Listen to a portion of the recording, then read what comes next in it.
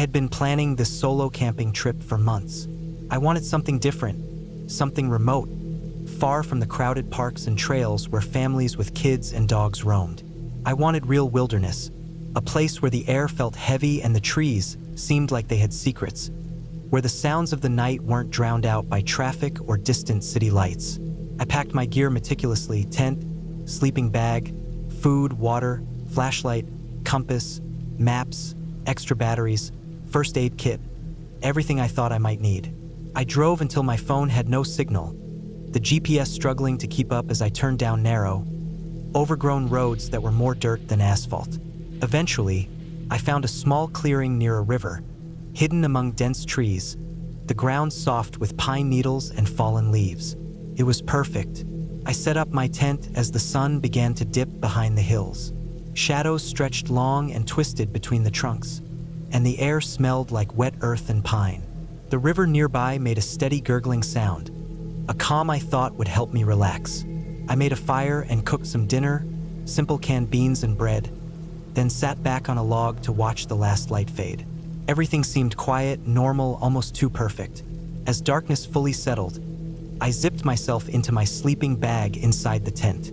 The fire had burned low, leaving embers that glowed faintly, and the world outside became a wall of black broken only by the stars and the moon. That's when I first noticed the sounds. At first, they were subtle, barely there.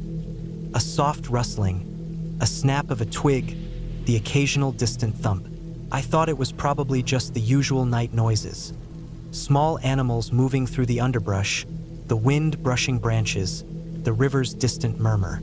But then it became more deliberate, more structured, almost as if something was moving closer to me with intent. I tried to tell myself I was imagining it, that my brain was too awake, too alert in the darkness. But my stomach tightened, a cold knot forming. The first distinct sound was a slow scraping, something heavy dragging across the dry leaves. It wasn't constant but happened in bursts, then paused, then started again. I held my breath, trying to hear more. Somewhere further in the woods, I could hear branches cracking under weight. Not the light, skittering steps of a rabbit or a raccoon, but heavy, measured steps. My mind raced. Bears were common in these woods, but even thinking about it, it didn't feel right. Bears didn't move like this. I reached for my flashlight, keeping it inside the tent. Every movement made the canvas flap slightly, and the sounds seemed to respond, as if they were waiting for me to move. The scraping noises got closer, and a low, guttural growl rumbled faintly from the darkness. My heart was hammering. I told myself to stay calm, that panicking would make things worse. I checked my bear spray and knife, placing them within reach, but I didn't dare unzip the tent to look outside. Hours passed like this, each one stretching longer than the last. The forest seemed alive with sound, but not just normal nocturnal activity. There were multiple patterns now. A branch snapping sharply, a low scraping along the dirt, a soft, deliberate patting across leaves that circled my tent. At one point, it stopped completely, and the silence was almost worse than the noise. My breathing sounded deafening. I forced myself to close my eyes, pretending to sleep, hoping the creature, or whatever it was, would leave. But I couldn't stop listening. Around what must have been midnight, the sounds started moving again, much closer now. Something large was circling the tent, its presence undeniable. The growls were deeper, more frequent, punctuated by heavy breaths. The scraping was constant, like claws digging through dirt. I thought about making a run for the car, but my tent was deep in the clearing, and leaving meant exposing myself completely. I considered staying absolutely still, waiting for sunrise, but my mind spun with scenarios. Bears, wildcats, perhaps even humans, though that seemed unlikely in this part of the forest. Then came a sound that made my stomach drop, a deliberate thump, right against the tent, where I had left my small backpack. The canvas vibrated under the impact. My heart leapt into my throat. I grabbed the flashlight, ready to shine it through the thin fabric, but I knew that would give away my location if it was a predator watching for light. The sounds didn't go away. Another thump, this one closer, then another, almost like someone or something was testing my space, marking its presence. I stayed frozen for what felt like hours, until the growls became louder and then abruptly stopped. I realized the noises weren't coming at the same pace as before. They were retreating, moving back into the dark woods. I didn't move, didn't breathe too loudly, just waited. Slowly, over long, torturous minutes, I heard them fade entirely, leaving only the river and the occasional rustle of small animals. By the time my body relaxed slightly, I was exhausted. Sleep came fitfully, punctuated by small noises that made me jump awake. I kept the flashlight and knife close, feeling almost feverish, paranoid about the next sound. When dawn finally arrived, the sunlight slicing through the trees, I unzipped the tent with trembling hands.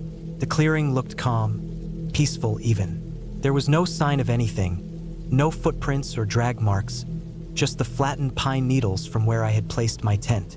I packed quickly, my heart still racing, every shadow in the daylight exaggerated by the memory of last night.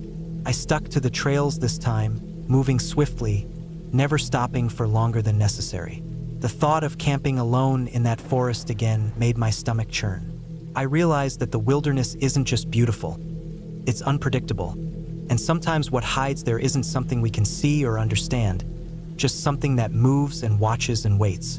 When I finally reached the road and saw my car, I felt a wave of relief so intense I almost cried. I locked the doors, started the engine, and drove without looking back. The image of the clearing etched into my mind. Even as I drove for hours, the memory of those sounds lingered. It wasn't ghosts, it wasn't imagination, and it wasn't fairy tale monsters. It was real, something large and deliberate, something that wanted to make its presence known, and I was foolish enough to be in its territory. From that trip, I learned one thing: the wilderness is not a place to challenge.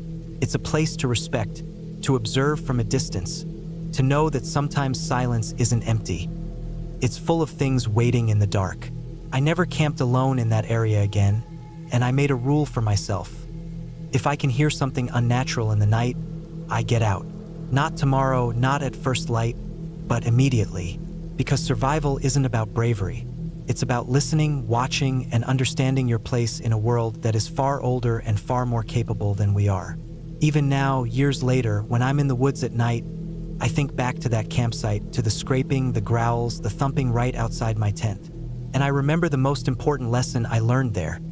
Some night sounds aren't just creepy, they're warnings. And ignoring warnings in the wilderness is a mistake that can't be undone.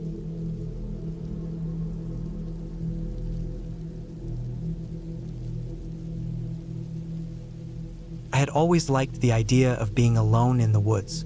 There was something about the quiet, the smell of pine, and the way the sunlight broke through the branches that made me feel alive, even if it was just for a weekend. I had been planning this trip for months, researching trails, checking maps, and making sure I had the right gear. I had a tent, a sleeping bag, a small stove, enough food for 2 days, water, a flashlight, a pocket knife, and a first aid kit. I even had a bear spray just in case.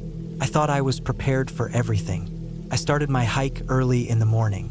The air was crisp, and the forest was already alive with sound. Birds called to each other from the treetops. A brook gurgled somewhere to my left, and leaves rustled in the light breeze. I had parked my car at the edge of a small trailhead and loaded my backpack onto my shoulders. It was heavy, but I didn't mind. It reminded me that I was in charge of everything that I had with me. I followed the trail as it wound upward, leaving the road and the noise of civilization behind. First, the hike was pleasant. I passed through dense stands of pine, crossed small clearings where sunlight spilled onto mossy rocks, and even saw a deer standing frozen at the edge of the path before it bolted into the trees. I felt alive and alert. I knew I was alone, and I liked that. Alone meant quiet. Alone meant freedom. By mid-afternoon, I had reached a small clearing that seemed perfect for setting up camp. A stream ran nearby, and there were flat rocks that would make a good place to cook. The trees were thick enough around the edges of the clearing to give me some privacy and shelter from the wind. I set my pack down, took out my tent, and began assembling it. The process was slow but methodical. I staked the corners, pulled the rain fly over the top, and made sure everything was secure. I gathered dry twigs and small branches from the surrounding area to make a fire. I wanted to test my fire starting skills before it got dark, so I didn't wait. Using a small ferro rod I carried, I sparked dry kindling until I had a steady flame. Smoke curled upward, carrying the scent of burning pine. I prepared a small meal of canned beans and a few granola bars, washing it down with water from my bottle. I made sure to clean everything up afterward, tossing any scraps into a plastic bag to carry out. I didn't want to attract wildlife. The sun was beginning to dip behind the trees when I finished eating. Shadows stretched long across the clearing, and the forest began to feel colder. The wind picked up slightly, rustling the branches. I added a few larger logs to the fire, watching the flames crackle. The temperature dropped quickly as darkness fell, and I zipped myself into my sleeping bag to retain warmth. I had a flashlight with extra batteries, but I didn't need it yet. The fire gave me enough light to see the outlines of the forest, and the sound of the stream nearby was comforting. As the night settled, I began to hear other sounds. At first, it was just the natural noises of the forest, branches cracking under the weight of nocturnal animals, the occasional hoot of an owl. But then I noticed something different, a rustling in the underbrush, close enough that I could hear leaves crunching. I froze. My heart began to beat faster. It was impossible to tell exactly where it was coming from, but it wasn't random. It was deliberate. I grabbed my flashlight and swept it across the trees. Nothing, just dark trunks and shadowy undergrowth. The rustling stopped, then started again, closer this time. My mind began to race. Was it a deer? Maybe a fox? Something bigger? I remembered the bear spray in my backpack and considered keeping it in my hand, but I also knew that most animals avoid humans. Still, my senses were on high alert. The rustling continued intermittently throughout the night. Sometimes it was far away, sometimes close, and every time I thought I was imagining it, I would hear a louder snap, a branch breaking under some weight. I stayed awake for hours, listening, trying to distinguish natural sounds from something that might be following me. I tried to rationalize it. The forest was full of animals, a raccoon, a deer, maybe even a bobcat. But no matter how I reasoned, a creeping unease had settled in. I decided to stay close to my fire. I added logs and kept it burning bright, knowing that most animals stay away from flames. The night was long and cold, and sleep came in short bursts. Every time I closed my eyes, I imagined the rustling getting louder, closer. When I finally drifted off, it was only for a few minutes at a time before some sound jerked me awake. Morning brought relief. Sunlight filtered through the trees, and the forest no longer felt oppressive. I cooked a small breakfast and refilled my water bottle from the stream, carefully filtering it with the small device I had brought. I planned to spend the day exploring, but something about the night had left me tense. Every sound made me jump. Every shadow seemed to move. I decided to stay close to the stream and keep a mental note of my surroundings. By midday, I had wandered further than I intended. The forest was dense here, with steep inclines and thick underbrush. The stream I had been following disappeared underground at one point, leaving the trail damp and slippery. I had to be careful with every step, as rocks and roots threatened to trip me. I kept reminding myself of my goal: survival, observation, and the quiet thrill of solitude. Then I heard it, a low, guttural growl from behind me. I froze instantly. The sound came from a steep incline, somewhere between the trees, almost too close. My stomach tightened. I wasn't sure what had made it, but it was bigger than a dog, heavier than a fox. The hair on my arms stood up. My mind raced through possibilities. A bear? A mountain lion? I remembered all the survival advice I had read. Make yourself look big, don't run, make noise. But my hands were shaking as I reached for my flashlight. I switched it on and swept it across the dark forest. The beam fell on a pair of glinting eyes, low to the ground. A large shape moved slowly behind a tree. I couldn't see it fully, but I knew it was large, probably at least the size of a man. My heart pounded. I didn't want to provoke it, so I stayed still. The growl came again, then silence. My instinct was to retreat slowly back toward my camp. keeping the fire and light between me and whatever it was. Step by step, I moved backward, keeping my eyes fixed on the shadows. The forest seemed to close in around me. Every stick that snapped underfoot sounded like a gunshot in the quiet. I realized how little control I really had. I was vulnerable. Every piece of advice I had ever read about camping in bear country was suddenly vivid in my mind, and I followed it. Move slowly, don't make direct eye contact, keep light and noise in your favor. I made it back to my camp without incident, but I didn't sleep that night. The fire burned constantly, and I stayed awake, listening, scanning, waiting. Every rustle made me tense. I ate very little, too nervous to cook much. The forest that had seemed so beautiful in the daylight now felt like a trap, a labyrinth of danger. The next day, I decided to break camp and leave. I packed everything carefully, making sure not to leave anything behind. I followed the trail I had come in on, keeping my eyes and ears alert. The forest was quieter during the day, and I saw fewer animals, but the memory of the night before made me jump at every shadow. About halfway back to the car, I realized something important. I had underestimated the forest. It was not a playground, nor a place for adventure in the naive sense. It was a living, breathing ecosystem, indifferent to humans and capable of crushing them if they were careless. I had been lucky. I had been observant, careful, and respectful of the environment, and that had kept me safe.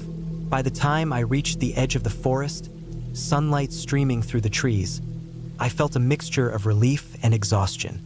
I had survived alone in the woods, but it had changed me.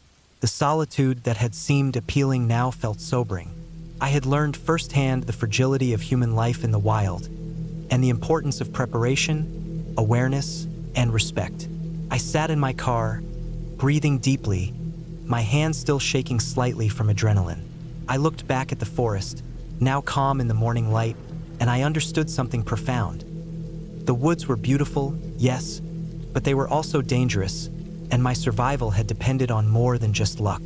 It had depended on knowledge, preparation, and restraint. Driving away, I promised myself I would come back someday, but not to test my courage or seek thrill. I would return to learn, to observe, and to respect the wilderness, knowing that it could never be tamed, only understood.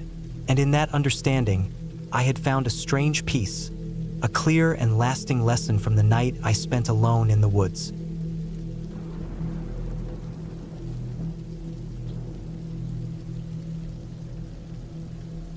I had been planning this solo camping trip for months. I wanted somewhere remote, far from the noise of the city, somewhere that felt untouched. I had read about an old campsite deep in the forest, abandoned for years. Most people avoided it because of warnings about unstable ground, wild animals, and dense woods that could disorient anyone. For me, that was the appeal. I wanted isolation, I wanted the challenge, and I wanted to see the wilderness in its raw, untamed state. I drove for hours on narrow, winding roads, leaving the asphalt behind and following a barely visible trail that narrowed with every mile. The map I had was old, almost faded, but it marked a small clearing in the forest labeled campsite. When I finally reached the trailhead, I parked my car and double-checked my pack. I had water, a tent, a sleeping bag, extra clothes, some canned food, and a small first aid kit. I also had a flashlight and a heavy-duty knife, more for peace of mind than anything else. The trail was quiet, almost eerily so. There were birds, but their songs were muted, distant. The forest was thick, with tall pines and oaks that blocked the sun in patches, casting strange shadows across the path. Every so often, I heard the crunch of leaves under my own boots, but I couldn't shake the feeling that there was more out there. Something was moving just beyond my sight. After about 2 hours of walking, the trail opened into a clearing. At first glance, it looked untouched, peaceful even. But then I noticed the signs. The campsite was abandoned. There were old fire pits, crumbling logs that had served as benches, and remnants of tents. Canvas torn and weathered by years of exposure. A rusty cooking stove sat on a flat stone, and old cans littered the ground. The entire area had an air of neglect, like time had forgotten it completely. I decided to set up my tent near the edge of the clearing, close to the trees but far enough to have a view of the campsite. As I hammered in the stakes and stretched the rain fly, I kept noticing small, unsettling details. The ground had footprints that were old, but the soil had shifted in a way that suggested recent activity. Broken branches, bent grass, scuff marks near the fire pit. Nothing that pointed directly to anyone being here today, but enough to make me aware that I wasn't entirely alone at some point in the past. By late afternoon, the sun was starting to dip below the treetops, casting long shadows that made the clearing feel smaller, almost enclosed. I decided to explore the rest of the site before night fell. There were a few paths leading further into the forest, overgrown but still visible. One of them led to what looked like an old storage shed, half collapsed and covered in moss. I cautiously approached, my boots crunching softly on the debris. Inside, there were empty crates, broken tools, and a few tarps. The smell of damp wood and mold was strong, and I had to hold my breath as I scanned the corners for animals. Rats had likely made nests here at some point, but I didn't see any movement. I returned to my tent as the sky turned shades of orange and gray. I made a small fire in one of the old fire pits, careful not to let it get out of control. The flames flickered across the logs and stones, casting a warm glow on the clearing. I sat down on one of the old benches and unpacked my food. The forest around me was quiet, save for the occasional rustle in the underbrush. I tried to ignore the feeling in my gut that I was being watched, telling myself it was just the wind or a small animal. Night fell fully, and with it, the forest changed. Shadows moved differently, sounds were sharper. The wind rustled through the trees, making a low, eerie whistle.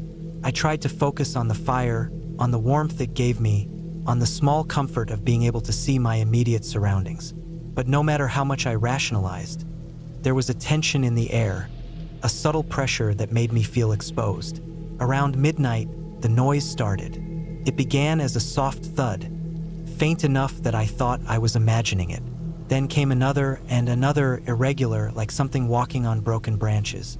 I gripped my flashlight and shone it toward the edge of the clearing. Nothing, just trees, dark and unmoving. But the sounds continued, circling, shifting. Every so often, I thought I saw a silhouette among the trees, but by the time I blinked or adjusted my eyes, it was gone. My pulse quickened. I stayed by the fire, keeping the flashlight ready, trying to listen and interpret the sounds logically. Hours passed. The noises came in fits and starts, some close, some distant. I realized I hadn't heard any typical animal sounds, no owls, no coyotes. These sounds were deliberate, calculated, almost like someone moving carefully but intentionally through the forest. Panic began to creep in. My mind raced through scenarios. A lost hiker, someone else camping illegally, someone watching me. I thought about leaving, but the forest was a maze in the dark, and I didn't know the trail well enough to navigate safely. Sleep was impossible. I huddled in my sleeping bag next to the fire, the knife within reach, flashlight trained on the darkest patches of the trees. Every snap of a twig made me flinch. Around 3 a.m., the thudding stopped. Absolute silence fell, heavy and thick, so much that it felt like the forest itself was holding its breath. I stayed awake until dawn, staring into the shadows, waiting for movement. When first light hit, I carefully packed my gear, keeping my senses alert. I decided to explore a different part of the campsite, hoping daylight would give me more confidence.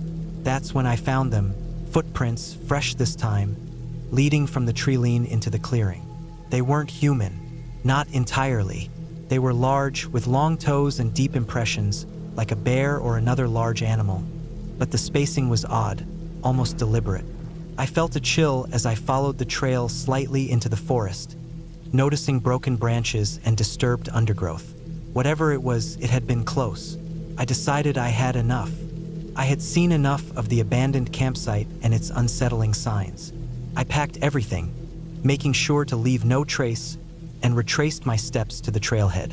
Walking back, I stayed alert, constantly scanning the trees, every shadow and rustle setting my nerves on edge. The sun climbed higher, and the forest began to feel less threatening, but I didn't relax fully until I reached my car. I locked the doors and sat for a moment, shaking slightly, letting the adrenaline subside. Driving away, I couldn't stop thinking about the campsite. How long had it really been abandoned? Who or what had been there with me in the night? I didn't have any concrete answers, but I realized the forest had its own rhythm, one that humans couldn't always predict or control. The campsite wasn't haunted by ghosts or fairy tales. It was alive, raw, and unpredictable.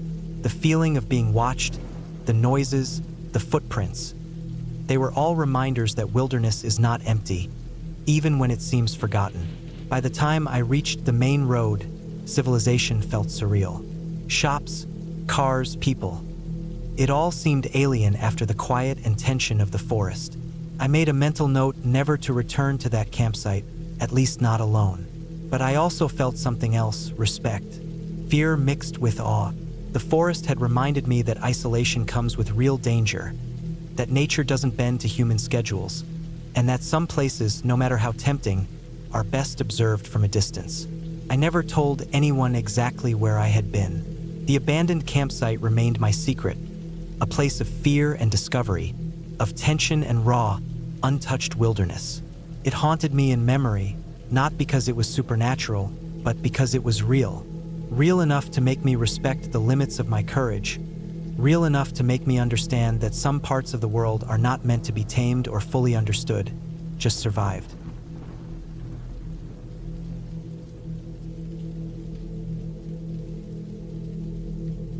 I had always loved camping alone. The quiet, the smell of wet earth, the sound of leaves brushing against each other in the wind. It was freeing.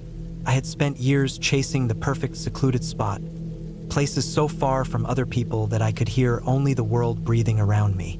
That weekend, I decided to head to a remote section of the national forest that few people visited. I had driven 3 hours, parked at the small gravel turnout, and shouldered my pack, filled with my usual gear. Tent, sleeping bag, a small stove, some food, water, and a first aid kit. My map marked a small clearing a few miles from the nearest trailhead, near a creek I had read about online. The place promised solitude, which I craved. The hike in was uneventful. The path was narrow, overgrown in some sections, and littered with fallen branches. The air was cool, damp with the scent of pine and wet earth. Occasionally, I would see deer tracks or hear the distant crack of a branch snapping, likely a fox or raccoon. I reached the clearing by mid-afternoon. It was small, a little flat area surrounded by tall pines. The creek ran close by, shallow and clear, reflecting the early sunlight like a moving mirror. I picked a spot for my tent and began setting it up. The soft thud of my stakes going into the soil and the rustle of my sleeping bag were oddly comforting. By the time I finished, the sun was low. I gathered some dry branches for a fire and struck flint until sparks caught. The fire crackled, sending up small spirals of smoke, and I sat back on my pack to eat a simple meal. Canned beans heated over the stove, bread, and some dried fruit. The forest grew darker, and shadows stretched between the trees. I had always been comfortable in the dark, listening to the wind through the needles, imagining the animals that were stirring around me. As darkness fully set in, a sense of unease began to creep in. It was subtle at first. The wind shifted, carrying with it sounds that did not belong. The snap of a twig not along the trail, the shuffle of feet over leaves, too deliberate to be an animal. I froze, scanning the dim outlines of trees around the clearing. Nothing. I told myself it was probably a deer or a raccoon. I tried to focus on my fire, on my own breathing, but the feeling lingered, a shadow at the edge of my mind. Then I noticed it, movement, a figure standing at the edge of the clearing, just beyond the glow of my firelight. I couldn't make out details at first. A man? Woman? Too far to tell. But the stance was rigid, deliberate. I hadn't heard a footfall, and yet there he or she was watching. My heart began to race. I reached for the small pocket knife I always kept on me, gripping it tightly, and slowly stood, keeping the fire between me and the figure. The figure didn't move, didn't make a sound, just stood there, still. I tried to assess the situation rationally. Maybe a lost hiker? Someone camping nearby who had wandered off? But the area was supposed to be empty. I considered calling out, but my voice would carry too far and might provoke someone who didn't want to be found. My mind raced with possibilities, none of them comforting. I decided to move. Slowly, deliberately, I began to gather my things. I left the fire smoldering. There was a small pile of dry wood next to it, and stepped back toward my pack, which I had set aside near the creek. The figure didn't approach, didn't retreat, just stood there like a shadow. My hands trembled as I stuffed a few essentials into my pack. Water, some food, the knife. I had to make a decision. Stay and risk confrontation, or move and risk getting lost in the dark forest. I opted to move. Quietly, I slipped into the trees behind me, keeping them between myself and the figure. I stuck to the creek, hoping it would lead me back to the trailhead. My breathing was loud in my ears, but I tried to calm myself, telling myself it was probably just a lost hiker or a hunter who hadn't realized anyone was there. Yet, every step, every crack of a branch, seemed to echo too loudly. About 20 minutes into my retreat, I heard the sound of footsteps following me. Not soft, careful ones, but deliberate, paced. I froze again, heart hammering, straining to hear. The footsteps stopped when I stopped. I crouched low, trying to make myself invisible in the shadows. The forest, usually comforting, now seemed oppressive. Every tree looked like it could hide someone, every shadow a threat. I continued moving, faster this time, my pace brisk. The path was rough, filled with roots and rocks. I stumbled once, catching myself on a tree trunk, my heart in my throat. I kept moving, following the creek, hoping it would lead me to the trailhead, and by extension, safety. The footsteps resumed, slower now, almost casual, but always behind me. I didn't look back, couldn't. After what felt like hours, though it was only closer to an hour, I saw the faint glow of a headlamp in the distance. Relief surged, tempered with caution. I had seen campers with headlamps at other times in the forest, and I hoped it was someone heading to safety or back to a road. I called out cautiously, and the figure behind me halted. The headlamp belonged to a couple heading back to their car. I explained quickly that I had been followed. They looked uneasy, and we stayed together, keeping our pace brisk until we reached the parking area. There, in the clearing where I had parked, my car seemed normal, empty except for me. Relief flooded through me. No one had approached it. No one had harmed me physically, and yet the fear of the unknown lingered. As I drove away, I replayed the events in my head. I realized the figure had never tried to communicate, never tried to make a sound. They had watched, followed, but never engaged. The fear wasn't just about what could have happened. It was about not knowing why. The forest, my sanctuary, had felt safe until that moment. And now, I understood how quickly the natural world could turn threatening when a stranger was involved. That night, back home, I checked my gear carefully. Nothing was missing. My tent, my stove, my food, all intact. Yet the memory of the figure remained vivid. I thought about it for days. How still they had stood, how methodical their presence had been. It had been real, immediate, and terrifying in its simplicity. No tricks, no supernatural forces, just a human being, unknown and unaccounted for, in the wrong place at the wrong time. I didn't camp alone for a long while after that. When I did, I chose areas closer to trailheads or with more people. But the forest never felt completely safe again. Every shadow, every distant sound, reminded me that sometimes danger isn't loud or obvious. Sometimes it just watches. Over time, I learned to prepare better. I carried a small flare, a whistle, and even a lightweight emergency radio. I planned routes with multiple escape options. I read about survival strategies and kept a mental map of the forest's topography. The fear had taught me caution, and while I never let it dominate me, I respected it. And though I never saw the figure again, I sometimes wonder about them. Who they were, why they were there, and what they might have done if I hadn't moved when I did. The encounter left a mark. Not a physical scar, but a deep, unshakable awareness of the unpredictability of the world and of the strangers who might quietly be watching in the shadows.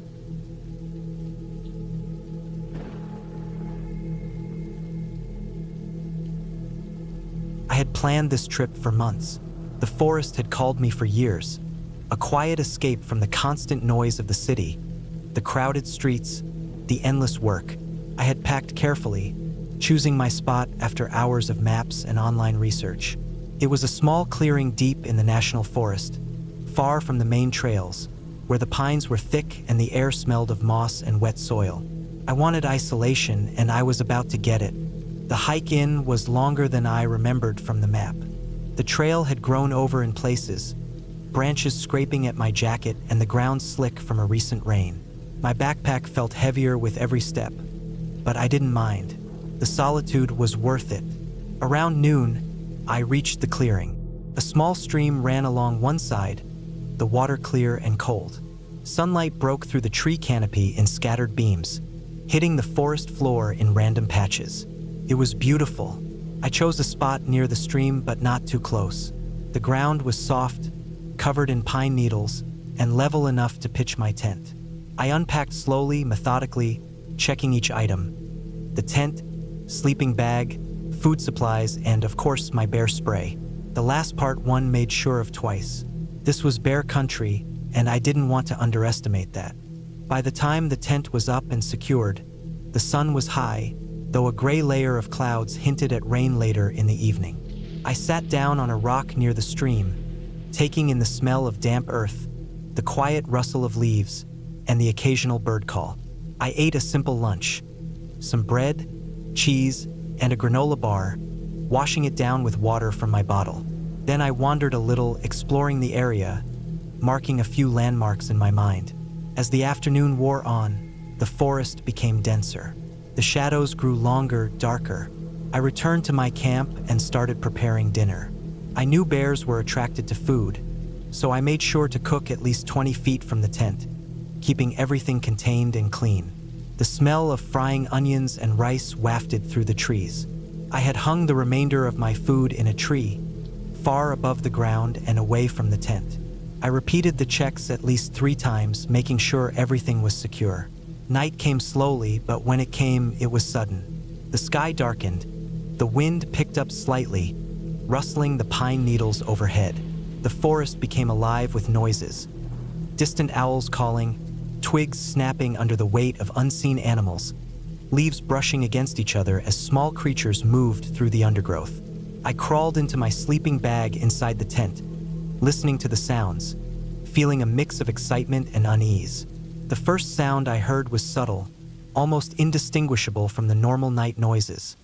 A crunch of dry leaves near the edge of the clearing. I froze, straining my ears. My heart began to beat faster. Another crunch, closer this time. I turned slowly on my side, unzipping the tent slightly to peek out, but the dim light allowed me little visibility. My flashlight sat on the floor beside me, and I grabbed it, switching it on.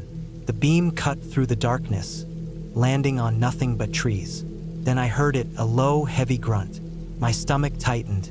Bears make that sound. I didn't move, barely breathing. Another grunt, followed by the unmistakable rustle of large paws crushing leaves and snapping small branches. I was frozen, gripping my bear spray with both hands. The bear was massive, a dark brown specimen, standing near the edge of my tent clearing.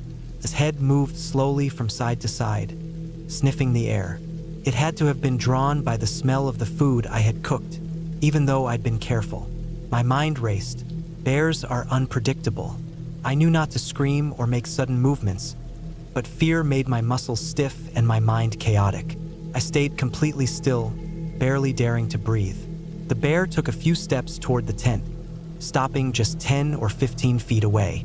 It lifted its head to sniff the air again. My flashlight beam shone on its eyes, and I could see them glinting with curiosity or hunger. I tried to remember everything I had read about bear behavior. Most important, do not run, do not panic, do not turn your back. Minutes passed. Every second felt like an hour. I could hear my own heartbeat pounding in my ears, the tent fabric rustling as I shifted slightly to make sure the zipper was secure. The bear's grunts continued, and now I could hear its heavy breathing, the exhalation forceful, making the air vibrate around me. Its massive shoulders moved as it shifted its weight. I could see the muscles under its fur ripple, the power contained in its body. I remembered the emergency whistle in my pocket.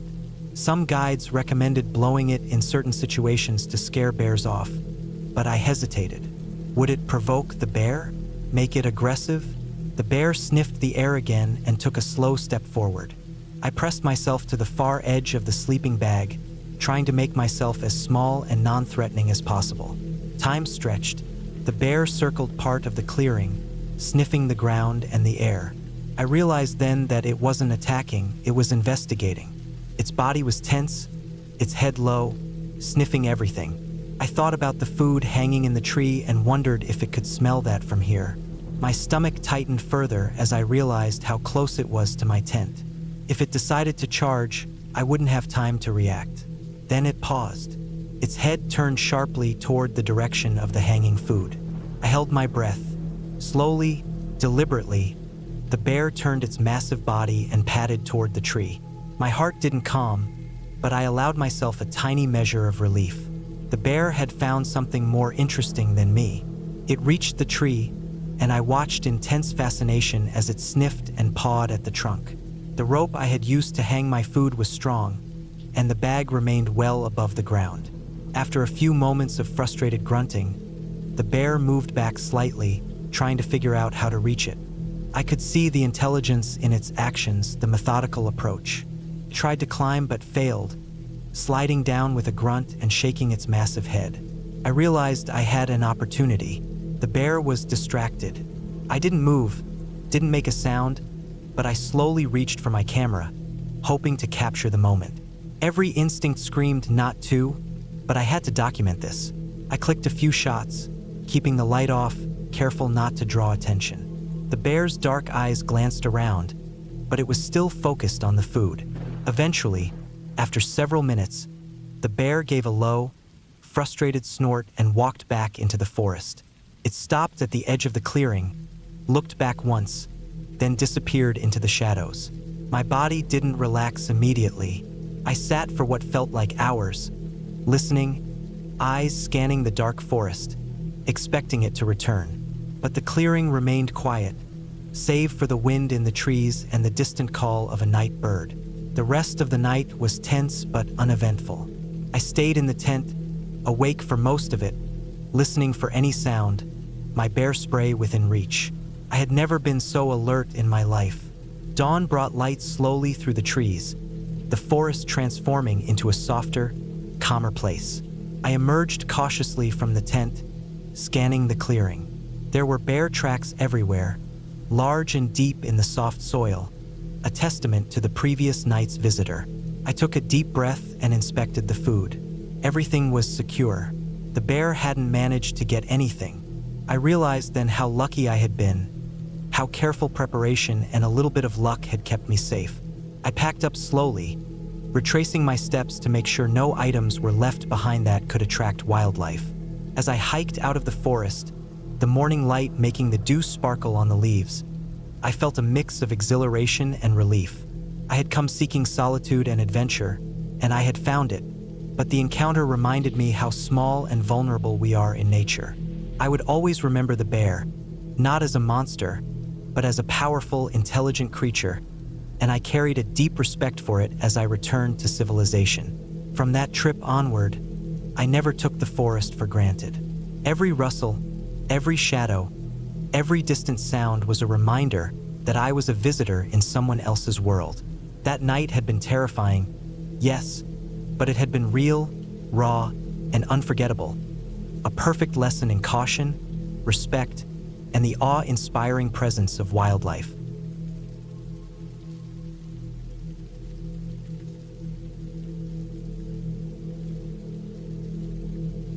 I had gone out into the woods for a quiet weekend away from everything. I wanted to be far from the noise of the town, far from screens, and far from people. I carried my pack with a small tent, a sleeping bag, some simple cooking gear, and enough food for a couple of days. My plan was to find a quiet clearing near a stream, set up camp, and spend the weekend just cooking, eating, walking, and listening to the forest. I had always loved cooking outside. There was something about the smell of smoke mixing with food that made everything taste better. The way the wood crackled under the fire, the slow patience of waiting for water to boil or meat to cook, it slowed everything down. I liked that.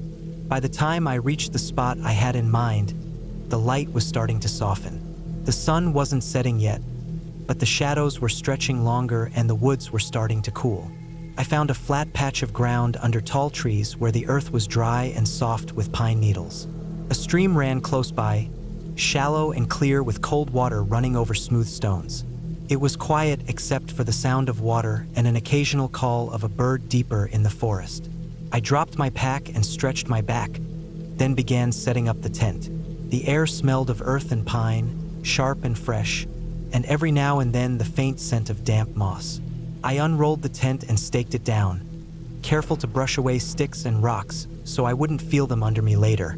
Once that was done, I collected some stones and built a small fire ring, stacking them in a circle on bare earth away from the trees. I gathered dead wood, breaking branches over my knee, stacking them neatly in a pile. When I lit the fire, the smoke rose in a thin gray line before spreading into the cool air. The flames took quickly, small at first, then brighter as I fed in dry twigs and small logs. I unpacked my little cooking kit, a small metal pot, a pan, a fork, a spoon, and a knife. I had brought some rice, some vegetables, a few spices, and some meat sealed in a bag with ice packs that had stayed cold through the hike. I planned to cook a simple stew and maybe fry some pieces of meat over the fire. The woods had grown quiet as I worked. The sound of the fire snapping and the faint rush of the stream were all I heard. I cut vegetables slowly, enjoying the rhythm of the knife against the small board I carried. Carrots, potatoes, onions. I dropped them into the pot with water from the stream. I set it over the fire, balanced on stones, and watched as bubbles slowly formed on the bottom. The smell of onions cooking rose into the air, mixing with the smoke. I could almost taste it before I even added the meat. I cut the meat into chunks, the red pieces cool and heavy in my hand, and set them aside for later. The air cooled more as the sun sank lower, the forest turning dim. I could feel the temperature dropping, a chill that touched the back of my neck and made me pull my jacket tighter. I fed more wood into the fire. The light of the flames flickered over the trees, orange against the darkening green. As I stirred the pot, I noticed the woods around me were almost silent now. Even the birds had gone quiet. Only the crackle of the fire and the bubbling water broke the stillness. It felt strange, the way silence in the woods can feel like a weight pressing in. I tried to ignore it, focusing on the stew, adding salt and spices, the smell growing stronger and richer. I skewered a piece of meat on a stick and held it close to the fire, turning it slowly. Fat dripped into the flames, sizzling loudly, releasing bursts of smoke. The smell of cooking meat spread around me, heavy and mouth-watering. That was when I heard it, a faint sound, far off at first, like a branch snapping. I froze, holding the stick just above the flames. The woods had been so quiet that the sound seemed sharper than it might have otherwise.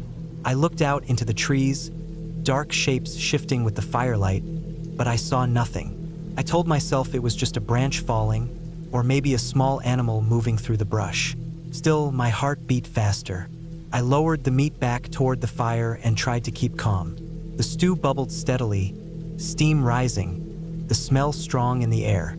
I took a slow breath, telling myself this was normal, that the woods always had sounds. But the silence that followed the snap felt heavier than before. A few minutes later, I heard it again, this time closer. A dull crack, like something stepping on a stick. My eyes went to the trees again, scanning the shifting shadows. The firelight didn't reach far, and beyond the small circle of light, everything was dark. I couldn't see movement, but I felt it. The way the hair on my arms lifted, the way my body tensed without me even thinking. The smell of food was strong, too strong. I realized then how far it might carry. In the woods, smells travel, and meat cooking on an open fire was like a signal to anything nearby. I set the cooked piece of meat aside on my plate and stirred the stew again, though my hand was shaking a little now. The fire popped loudly, making me flinch. I turned my head fast, sure I had seen something move at the edge of the light, but there was nothing, just trees, endless dark trunks and branches. I told myself not to panic. I forced myself to eat the piece of meat quickly, chewing fast, though it felt dry in my mouth. The taste of smoke and fat mixed with the metallic tang of fear at the back of my throat. Then I heard it again. This time there was no mistaking it. Heavy steps, deliberate, moving closer through the brush. Not a squirrel, not a rabbit. Something larger. The fire hissed as I tossed in more wood, the flames jumping higher. My hands were sweating though the air was cold. I gripped the knife without even realizing it. I thought of what it could be. A deer, maybe, or a bear. The thought of a bear made my chest tighten. The smell of food would draw one. My cooking, the meat, the fat dripping into the fire. It was like ringing a dinner bell in the forest. The steps stopped. The woods went still again, but the silence was worse now. I could feel something there, just beyond the light, watching. I sat frozen, the knife in my hand, the fire between me and the dark. The stew bubbled quietly, steam rising, as if nothing was wrong. The smell was thick, heavy, almost taunting. Then I heard the breath, slow, heavy, just beyond the circle of light.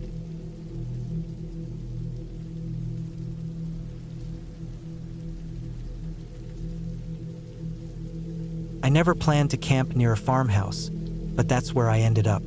It wasn't a normal campground, not even close. I had been driving through back roads for most of the day, trying to escape the busy highways and the noise of towns. I wanted real quiet. I wanted to pitch my small tent somewhere far from people, where I could hear nothing but crickets and wind in the trees. Late in the afternoon, I took a dirt road that ran alongside endless fields. It was the kind of road where dust kicks up and hangs in the air, coating everything in a dry haze. The fields stretched so far I couldn't see the end. There were patches of corn, some half-cut hay fields, and in the distance I noticed an old farmhouse sitting by itself. The place looked dead. The paint had peeled away from the boards, the roof sagged in spots, and the windows were either broken or boarded up. Behind the house stood a rusted-out barn with doors hanging open. The whole place looked like it hadn't been lived in for decades.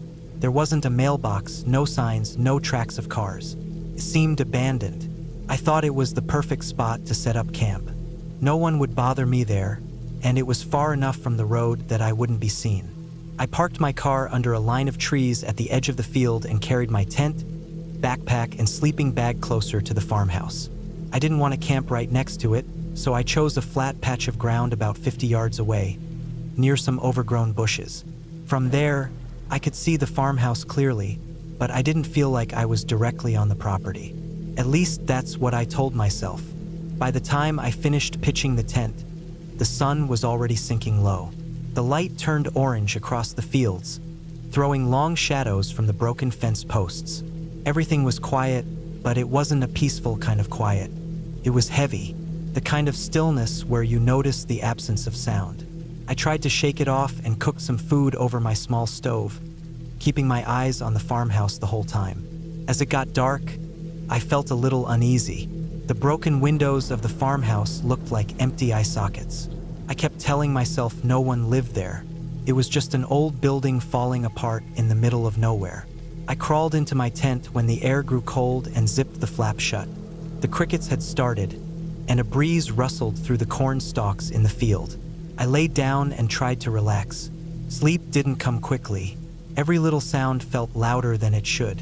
The flapping of the barn door, the creak of the windmill turning, the crack of weeds shifting under something I couldn't see.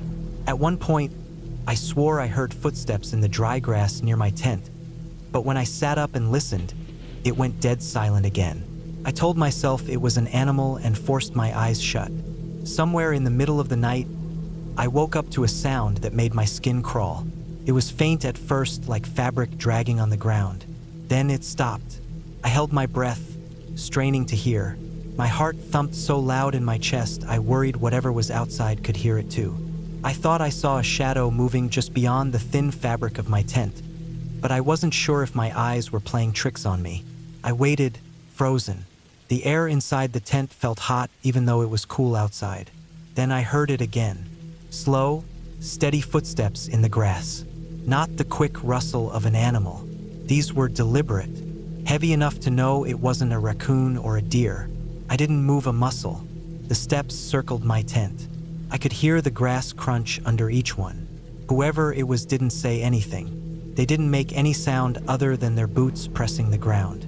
They stopped right at the entrance to my tent. I felt the hair on my arms lift. I thought I could see the faint shadow of legs through the fabric. I gripped the small knife I kept in my backpack and stayed perfectly still. After what felt like forever, the steps moved away. I listened as they faded toward the farmhouse. I didn't sleep again that night. I just lay there until the faint blue light of dawn filled the sky. When morning finally came, I unzipped the tent and stepped out carefully. The grass was wet with dew, and I could see where something had pressed it down near my tent. A faint trail of bent grass led toward the farmhouse. My stomach sank. I considered packing up and leaving right then, but part of me wanted to know what was going on. I told myself maybe it was just a drifter passing through, maybe someone living rough who didn't mean any harm. But deep down, I knew the way they had circled the tent wasn't harmless. It was deliberate. I decided to take a closer look at the farmhouse before leaving. I walked slowly, scanning the windows and the tall weeds that surrounded it. The porch was caved in on one side, and the front door hung slightly open. It smelled of rot and dust. Inside, the air was stale. Old furniture was scattered around, broken and gray with dust. In the corner of the main room, there was a mattress on the floor. It wasn't old. The sheets were dirty, but not rotted. Beside it sat empty food cans and plastic bottles. Someone had been living here. My chest tightened. I backed out of the house and kept my eyes on the shadows, half expecting someone to step out at me. The barn behind the house looked worse than the farmhouse, with boards missing and the roof sagging, but I noticed more signs of life there. A small pile of firewood, still fresh, leaned against the wall. That was enough for me. I didn't care who it was or what they were doing there. I packed my gear as fast as I could and carried everything back to my car. My hands shook as I shoved things into the trunk. I got in, started the engine, and backed out onto the dirt road, trying not to look in the rearview mirror. As I drove away, I couldn't shake the feeling of being watched. The field seemed endless, but I kept checking the mirrors, half expecting to see someone following me on foot. When I finally reached the paved road again, I drove faster than I should have, not stopping until I was miles away. The rest of that day, the image of the footsteps around my tent replayed in my mind. Whoever it was had been standing right outside, inches away from me in the middle of the night. They didn't say anything. They didn't try to open the tent. They just wanted me to know they were there. I never went camping near abandoned buildings again.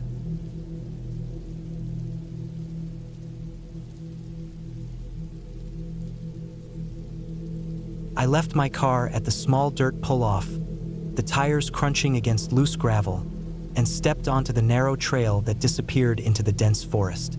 I had chosen this area because it was remote, far from the weekend crowds, and I had promised myself a few days of solitude. My pack was heavy, loaded with the bare necessities: a tent, a sleeping bag, extra clothes, a few cans of food, a water filter, and a small first aid kit. The sun was already low in the sky, casting long orange streaks through the trees. The forest smelled of damp earth and pine, with a hint of decay from fallen leaves. The air was crisp but carried a faint, musty warmth, the kind you notice only when you stop moving. I walked with purpose, my boots crunching over dry leaves and small twigs. I wanted to find a clearing before dark, somewhere I could set up my tent and start a small fire. The trail was barely visible in places, overgrown with brambles and moss-covered roots. I reminded myself to stay alert, to mark my path as I went, but a few hours in, I realized I hadn't left any clear markers. I thought I would be fine. The forest was quiet, almost too quiet, and the path seemed straightforward. By the time I reached what I thought was a clearing, the sun had dipped below the horizon. The trees cast long, dark shadows that twisted and shifted as the wind picked up. I set down my pack and tried to gather dry branches for a fire. That's when I noticed that the forest seemed different than it had earlier in the day. The undergrowth was thicker, and the air felt heavier, almost humid, though it had been dry just a few hours ago. I shook the thought away, blaming fatigue and the dim light. I managed to start a small fire using a few scraps of dry wood I had collected, the flames flickering weakly. I huddled close, feeling the warmth on my face, the only source of comfort in the deepening darkness. Around me, the forest was alive with sounds, distant rustling, the occasional snap of a branch, the low groan of a tree swaying in the wind. Every sound seemed magnified, echoing through the darkness. I tried to focus on the fire, on the warmth, but the feeling of being watched crept in, subtle at first, then sharp and almost painful in its intensity. I tried to convince myself it was just my imagination. Animals were nocturnal here, yes, but I had heard deer, raccoons, and coyotes before. Nothing that could threaten a human. Still, I couldn't shake the feeling that I was being observed. The shadows seemed to shift in impossible ways, and I caught glimpses of movement beyond the firelight. Small, fleeting shapes that could have been anything. My heart started to race, not from fear exactly, but from the realization that I was alone, unprepared for anything beyond the ordinary. That night, I slept fitfully, waking every hour to check the fire.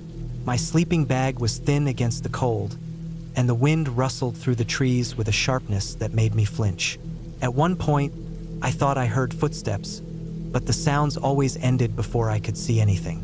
By morning, my anxiety had grown. The forest looked the same, yet unfamiliar.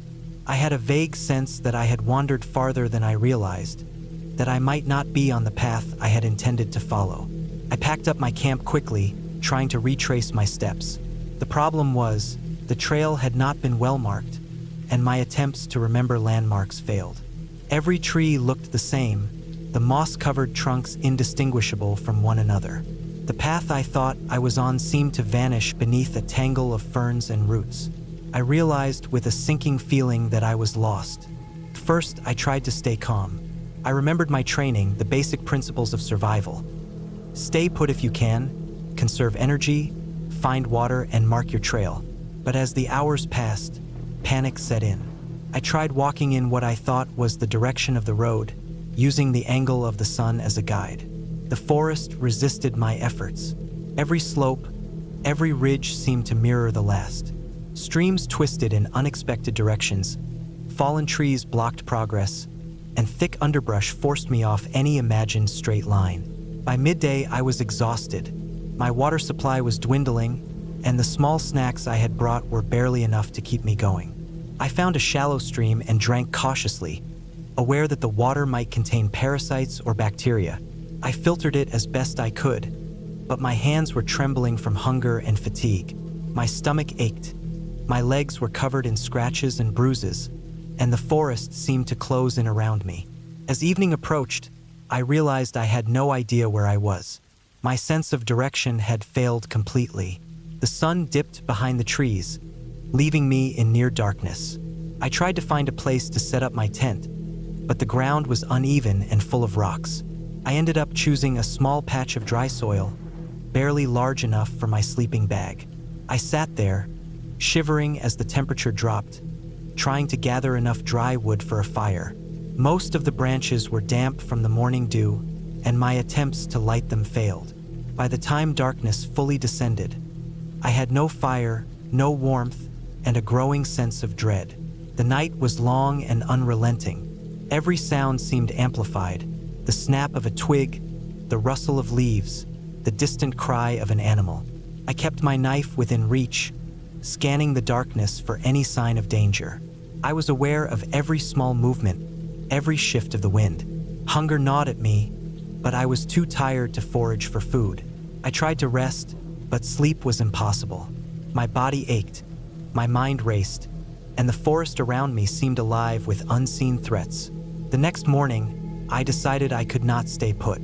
I had to find a way out, or I would not survive more than a few days. I chose a direction that I hoped would lead to higher ground, reasoning that ridges might reveal roads or signs of human presence. My progress was slow. Every few steps, I stumbled over roots or rocks, scraping my hands and knees. The forest seemed endless, a maze of towering trees and dense undergrowth. By mid-afternoon, I came across a small, narrow creek. I followed it, hoping it would lead to a larger stream or river, reasoning that water usually leads to civilization. My clothes were soaked from crossing the creek, my boots heavy with mud. Every step was exhausting. I stumbled frequently, scraping my knees and hands on sharp stones and branches. The hunger was gnawing, my stomach twisted in knots, but I forced myself to keep moving. As evening fell, the temperature dropped sharply. I realized I had no choice but to make camp again. I found a slightly elevated area near the creek, hoping it would be safer than the lower ground, which could flood overnight. I managed to start a small fire using damp leaves as tinder, the flames sputtering but alive. I huddled close, trying to stay warm, and kept my eyes on the darkness beyond the firelight. Sleep was once again elusive. Every sound made me tense, my mind imagining threats lurking just beyond the circle of light. The following day, desperation set in. I had been lost for over 2 days, and my food supply was almost gone. My water supply was uncertain, and I knew I could not last long without proper nutrition and hydration. My legs were raw and bruised, my hands cut and blistered. I realized I needed to find a way out immediately, or I would not survive. I climbed a small ridge, hoping to get a better view of the surrounding area. From the top, I could see a faint line in the distance. A road, perhaps, or a clearing. My heart leapt. I pushed myself harder, my body screaming in protest, but the sight of possible civilization drove me forward. I moved through thick underbrush, over fallen logs, and across small streams my energy almost spent. Finally, after what felt like an eternity, I reached the edge of the forest. There, just beyond the trees, was a narrow dirt road. I collapsed onto the ground, gasping for air, tears streaming down my face. I had made it. I could see tire tracks, and in the distance, a truck was approaching. I waved my arms frantically, hoping to attract attention. The vehicle slowed, and the driver pulled over. I stumbled toward the truck, exhausted, hungry, and dehydrated, but alive. The driver, an older man, helped me into the vehicle and offered water and food. I drank greedily, savoring every sip.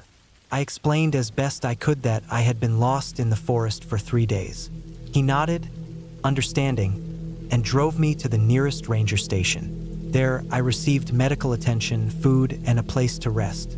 As I sat in the warm, brightly lit station, the smell of coffee and clean air filling my lungs, I felt a profound sense of relief. I had survived the forest, had navigated its dangers, and had found my way back to safety. The experience had been terrifying, exhausting, and humbling, a reminder of how quickly the familiar can turn into the unknown. I knew I would never take the simple things, clear paths, open skies, warmth, food, and water, for granted again.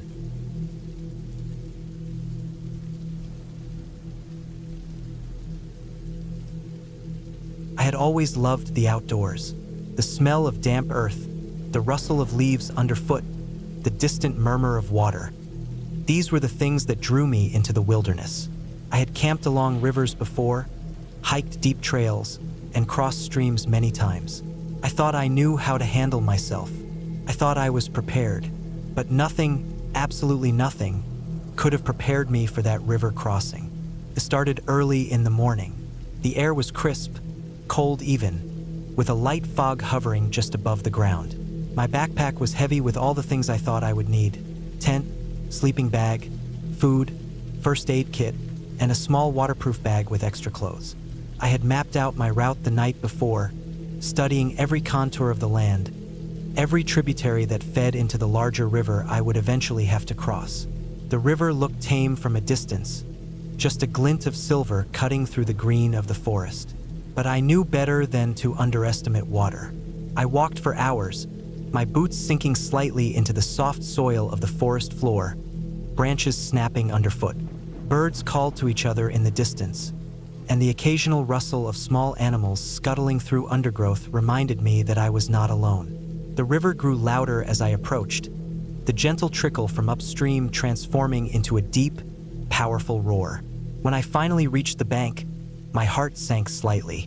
From a distance, it looked calm, but now I could see the strength of the current. The water churned over rocks and debris, and the riverbank was slippery, mud and wet moss making it treacherous. I had thought about crossing at this point for a long time. My map suggested a safer, narrower crossing a few miles downstream, but I had underestimated the time.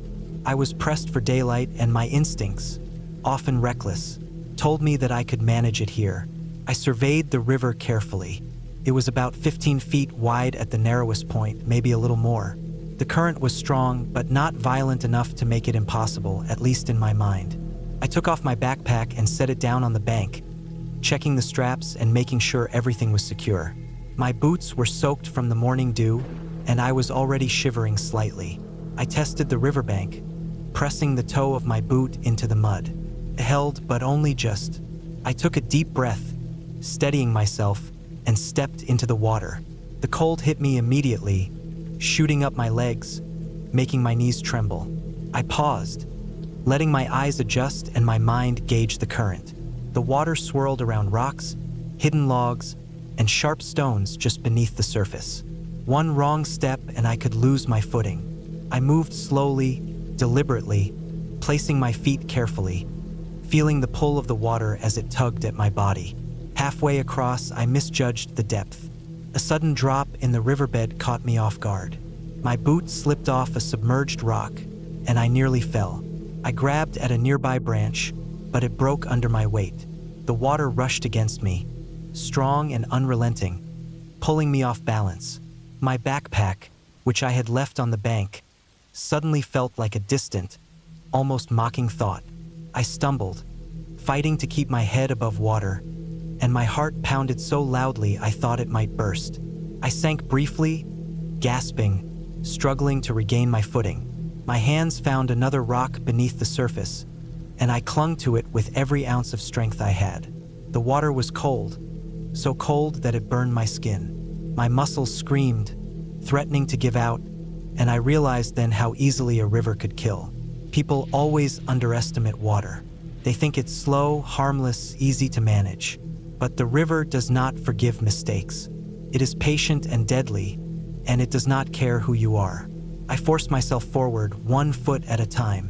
Each step was an exercise in mental fortitude, a battle between fear and determination. I thought about turning back, but the thought of retracing my steps through the underbrush in the darkening day was worse. I pressed on. The current was relentless, tugging at my legs, pushing me sideways. My hands searched for rocks, branches, anything to hold on to. My mind raced with worst-case scenarios. I imagined being swept downstream, rocks tearing at my skin, the river dragging me into some unknown abyss. The thought made me shiver, but it also gave me focus. Fear, when harnessed correctly, sharpens the mind. Then it happened. My foot slipped again, and this time there was no rock to hold on to. The river grabbed me fully, and I was pulled beneath the surface. Water filled my nose and mouth. My lungs burned, and my arms flailed. I kicked instinctively, desperate to find purchase to get to air. My backpack, which I had foolishly returned to my back after the first few steps, weighed me down. Every movement was a struggle, a battle against the force of nature itself.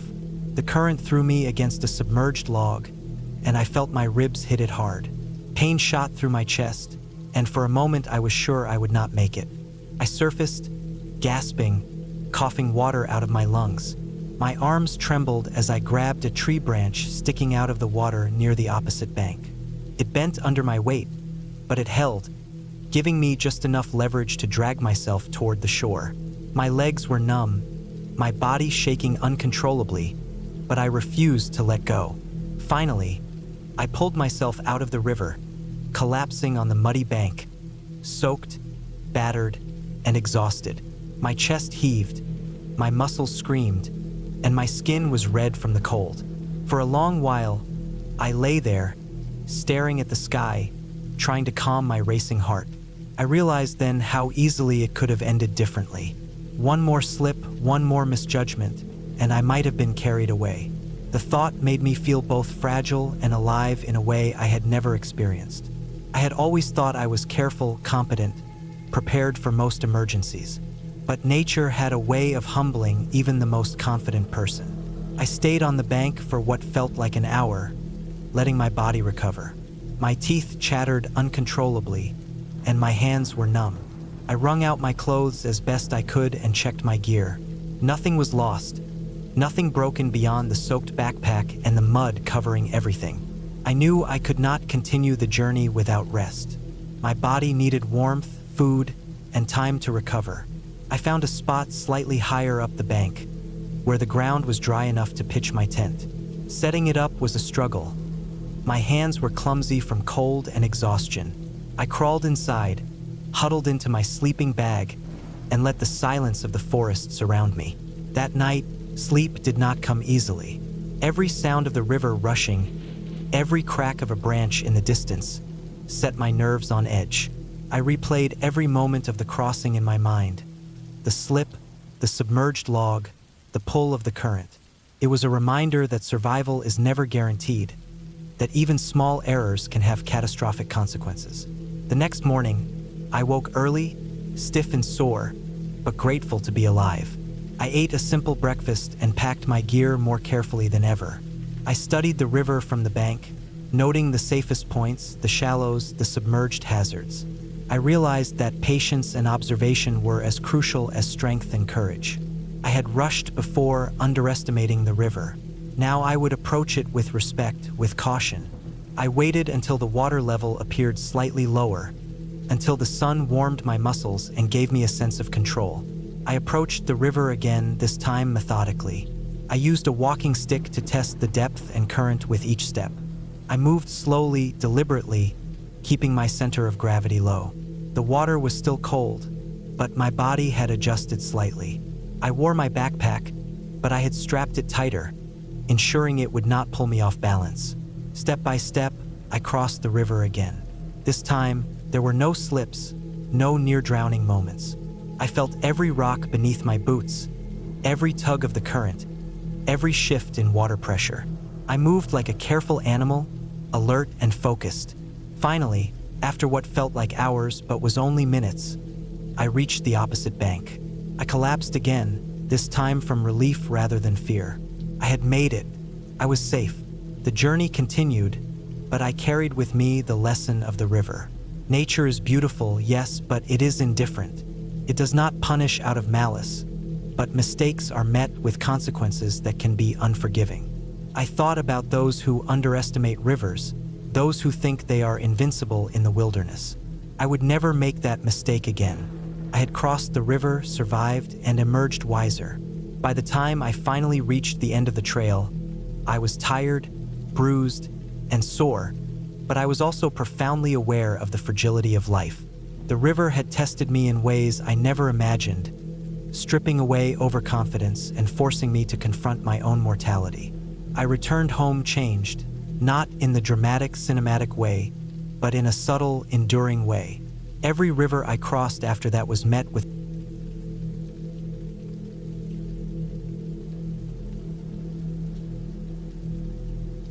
I had always liked the idea of camping alone. There was something about being far away from other people, buried in the middle of the woods with nothing but the sounds of nature, that felt freeing. The thought of packing a backpack, carrying my gear, and hiking into an area where the nearest soul could be hours away appealed to a side of me that craved solitude. That weekend, I decided to try a small state park that I had never been to before. I had read online about a secluded trail that led to a small clearing surrounded by pines and oaks. It was supposed to be quiet, almost untouched, and perfect for a night of reflection. The hike in was longer than I expected. The trail twisted and turned through thick underbrush, the roots of trees curling over the earth like veins, and rocks jutting up at odd angles. I had to constantly watch my step, careful not to twist an ankle or stumble. My pack was heavy, filled with essentials: tent, sleeping bag, extra clothing, a small stove, some canned food, and water. I moved steadily, trying to stay light on my feet. The air smelled damp and earthy, like the forest itself had absorbed the last rain. Sunlight barely penetrated through the canopy, leaving patches of green light scattered across the path. Eventually, I arrived at the clearing. It was perfect. A small, flat patch of ground surrounded by tall trees, with a view of a rocky ridge in the distance. I dropped my pack, feeling a weight lift off my shoulders, and began setting up my tent. It was a standard two-person tent, lightweight but sturdy. I laid the base flat, unrolled the fabric, and began assembling the poles. I had done this countless times before, but that day, as I slid the last section into place, I noticed something slightly off. One of the poles didn't sit firmly. It rattled when I tapped it. I shrugged it off. It was probably just a loose fitting. I tightened it as best I could and continued. By the time I finished, the tent was upright, though the rattling pole still made a faint noise when the wind brushed against it. I spent the next hour collecting firewood. The forest floor was littered with dry twigs and branches, though the occasional damp piece refused to snap under my hands. I arranged the pieces into a neat pile, trying to select ones that would ignite quickly. My backpack was now lighter, and I set up my sleeping area inside the tent, unrolled the sleeping bag, and organized my small stove and cooking supplies. I boiled water, made a simple meal, and sat quietly eating, enjoying the isolation.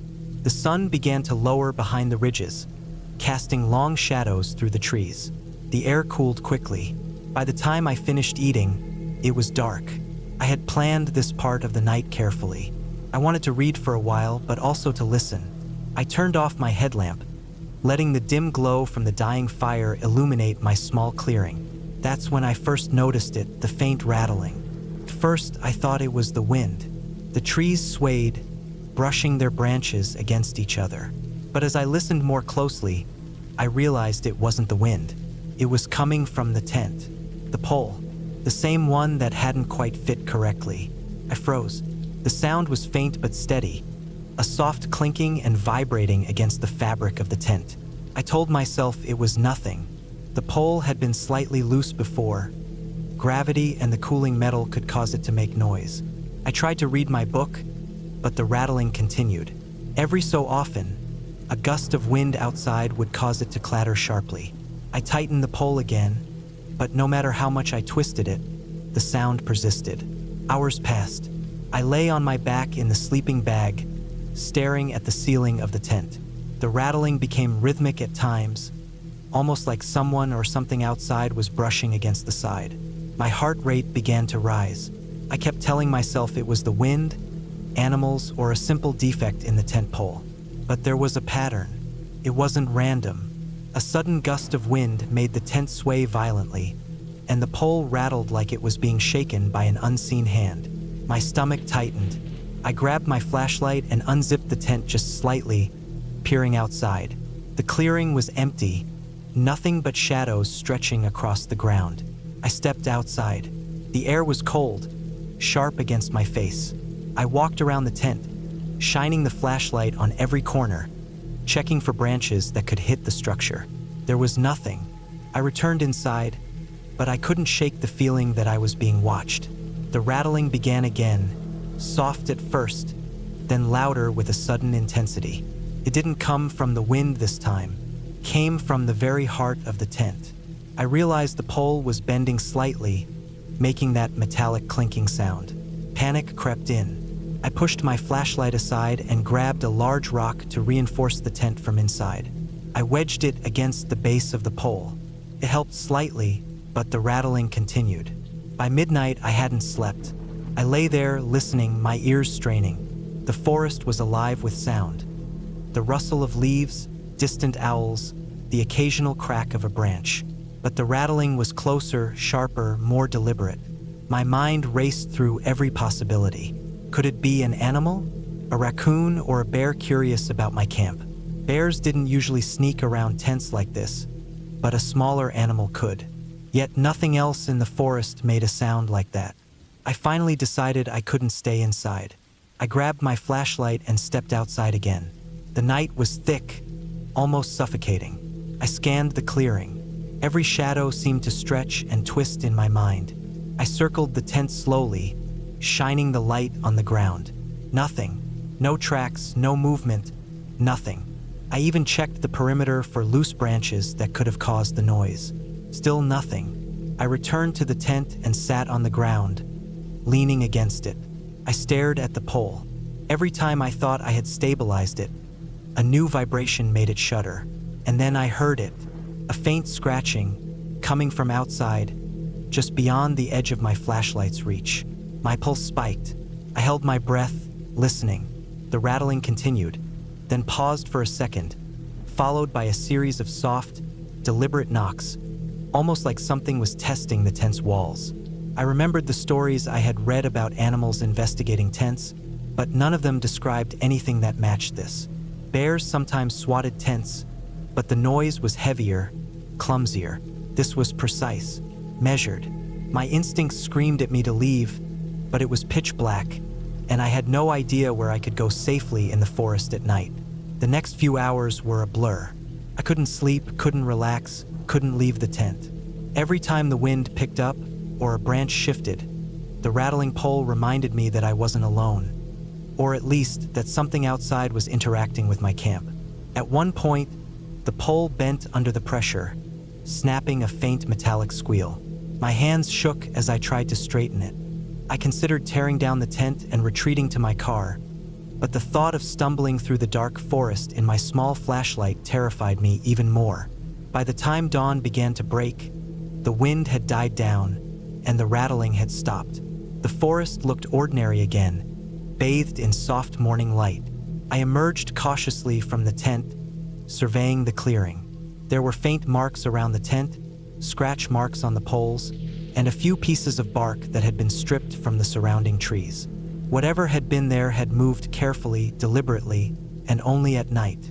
My first thought was an animal, but the evidence didn't make sense.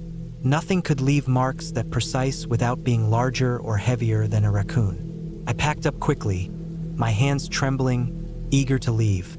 The hike back to the trailhead felt different. Every rustle in the underbrush made me jump. Every bird call sounded like a warning. By the time I reached my car, I was exhausted, both physically and mentally. I locked the doors and sat for a long while trying to calm down. Weeks later, I researched the area. Other campers reported similar experiences. Rattling tents, subtle scratches, something moving just out of sight at night. No one ever saw anything clearly. Some called it wildlife, others blamed the wind. I realized it didn't matter. What mattered was how isolated you felt, how vulnerable, and how unexplainable the world could be when you were alone in it. I returned home, but I didn't camp alone for a long time after that. And every time I hear the soft, metallic rattle of a tent pole, I remember that night. The fear that crawled under my skin, the way the darkness pressed in, and the small, terrifying certainty that whatever had been out there, it had been watching. Eventually, I started camping again, but always with other people. I learned to respect the forest in a way I hadn't before, and to never ignore the smallest signs. That rattling pole wasn't just a defective piece of metal.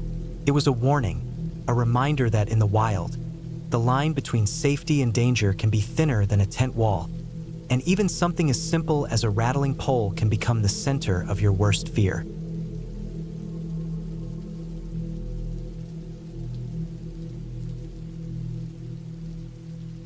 The first night we decided to camp in the remote part of the national forest. I felt a mixture of excitement and tension. I had always enjoyed camping, but there was something different about this spot. It wasn't popular or easy to reach. The dirt trail leading to the clearing was narrow, overgrown, and scattered with broken branches and rocks. The map said there was a small clearing with a pond nearby, but I doubted how accurate that was. Still, the promise of isolation and a quiet night under the stars was too tempting to resist. I packed my tent, a few blankets, a small stove, and my backpack with some essentials, water, snacks, and a flashlight with extra batteries. My friends weren't coming. This trip was solo, something I thought would be peaceful. I wanted time away from everything, a chance to think, or at least just to sit with the forest's natural quiet. When I reached the clearing, it was dusk. The sun was low, casting long shadows through the tall pine trees that bordered the clearing. The pond glimmered faintly, reflecting the dim orange sky. I started setting up my tent while listening to the subtle sounds around me. The rustling of the leaves, the distant call of a bird, the faint buzzing of insects. Everything seemed normal, but as the light dimmed further, I noticed how quiet it really was. There was no human noise, no nearby road, no planes. It was the kind of quiet that presses on your ears and makes you hyper-aware of the smallest sounds. I got a fire going near the center of the clearing. I had packed dry wood and some kindling, and it didn't take long for a small, crackling fire to take shape. The first warmth from it felt like a relief after hauling my backpack up the trail. I leaned back on a log I had dragged closer, roasting a few marshmallows to snack on. Then, almost instinctively, I started thinking about campfire stories, those chilling tales people tell at night to scare themselves. I didn't have anyone to tell them to, but I found myself whispering the first story to the fire itself, imagining the voice carrying across the clearing. The first story was about a hiker who got lost in these woods and disappeared, never to be found. I made it detailed, describing the way he stumbled into a swampy area at night, calling for help, and hearing footsteps behind him that weren't his own. I wasn't even scared as I told it, just focused on making the story vivid in my mind. After a few minutes, I added another story, this one about a bear that had wandered close to a campsite and attacked the tents while the campers slept.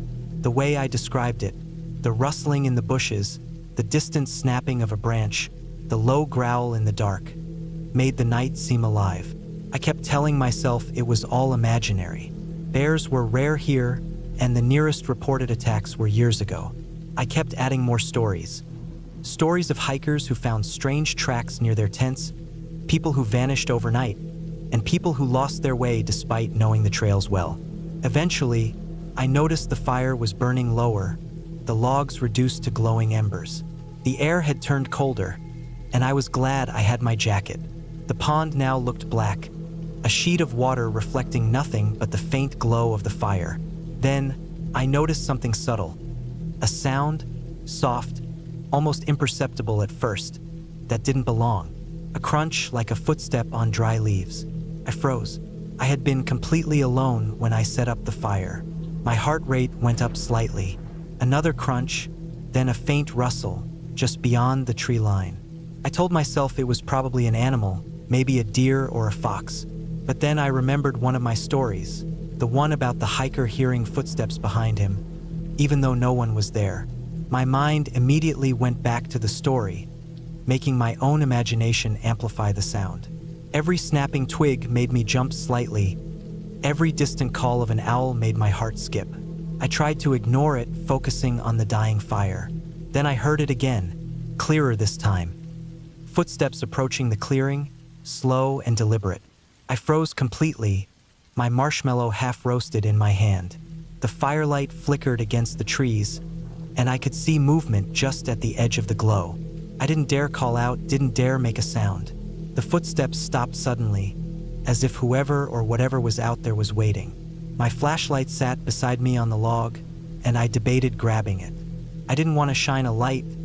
I didn't want to know if someone was really there. Minutes passed like hours. Every nerve in my body was tense. I thought about running to the tent, but the thought of leaving the fire, even the small light it gave, terrified me more. I whispered quietly, trying to reassure myself, telling myself it was probably just an animal. The next sound, however, made my stomach drop. The low, deliberate snapping of a branch, right behind me. I didn't dare turn, but I could feel it. Something moving close, just out of sight. Then came another sound, something I didn't expect. A soft shuffle, like someone dragging something across the forest floor. My mind raced. My stories had always been harmless fiction, but the sounds were real. I realized I had no idea what was out there. Every instinct screamed at me to grab my backpack and flashlight and leave immediately, but my body was frozen. My fire was dying, the shadows growing longer, and I could no longer see the pond clearly. I decided to act. Slowly, silently, I grabbed the flashlight, clicking it on. The beam sliced through the darkness. At first, I saw nothing, just the trees and the shadows beyond. Then, at the very edge of the clearing, a large shape moved. Not a human figure, not quite. A bear, a massive black bear, standing on its hind legs, sniffing the air. My heart hammered, and my mind went blank for a moment. The bear stared at me, then lowered onto all fours and moved slowly toward the fire.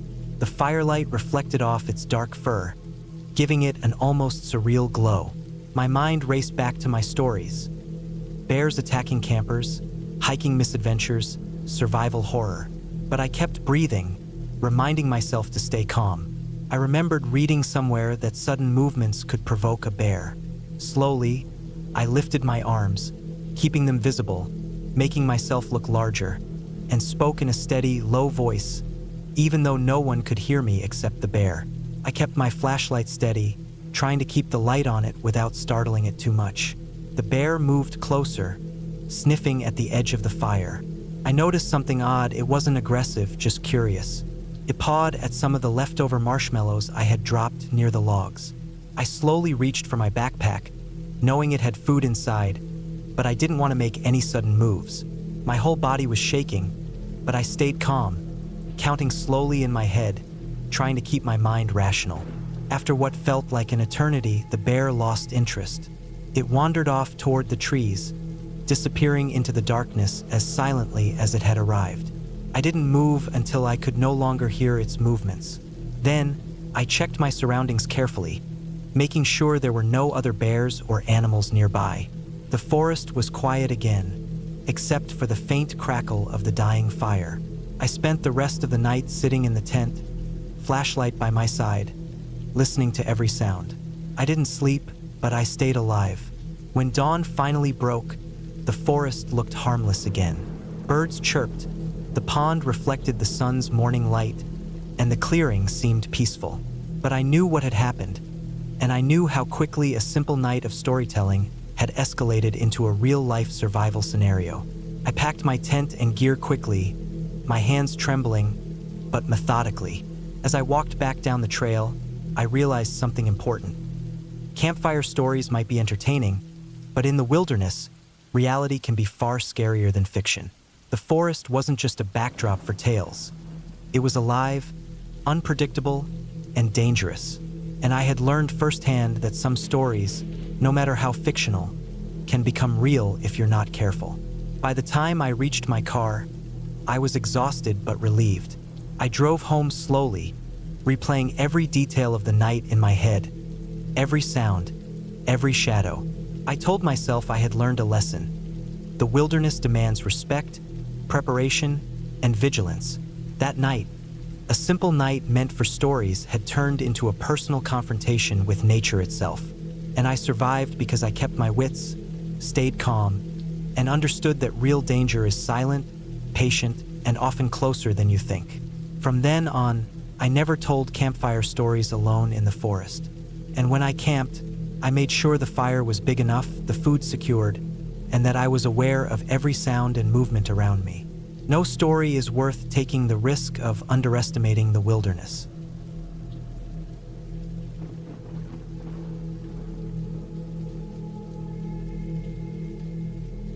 I had planned the trip for months, mapping out trails, checking weather reports, and packing my gear with the precision of someone who expected to be completely alone in the wild.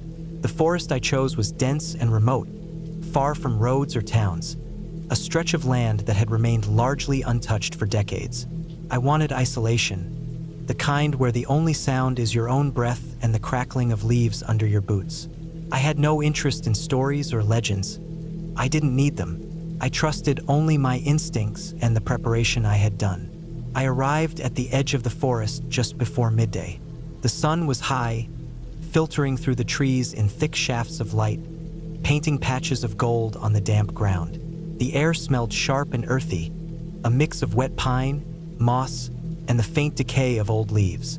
I parked my car on a narrow dirt path and slung my backpack over my shoulders. Everything I had brought, the tent, sleeping bag, food supplies, and a small first aid kit, was meticulously arranged. I felt a sense of control, a calm that comes with careful preparation. The first few hours were uneventful. The trail was steep in places, muddy from recent rain, but manageable.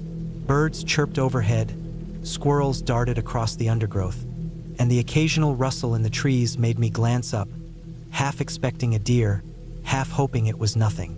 The further I walked, the more the forest thickened, the canopy above blocking most of the sunlight. Shadows grew longer, darker. The air grew cooler and damper. By late afternoon, I found a small clearing, ringed by ancient oaks and dense underbrush. It seemed perfect for a campsite. Dry ground, natural shelter from the wind, and a stream a short distance away. I set up my tent with care, making sure the stakes were secure and the rain fly taut. I gathered a small pile of firewood, checking for dry twigs and branches that would catch easily.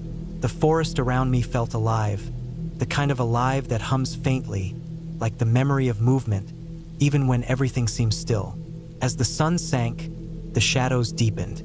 They stretched across the forest floor in long, sharp lines, twisting in shapes that seemed to move with the wind. I was aware of every small sound. The snap of a branch under my own foot, the flutter of leaves in the breeze, the distant croak of a frog.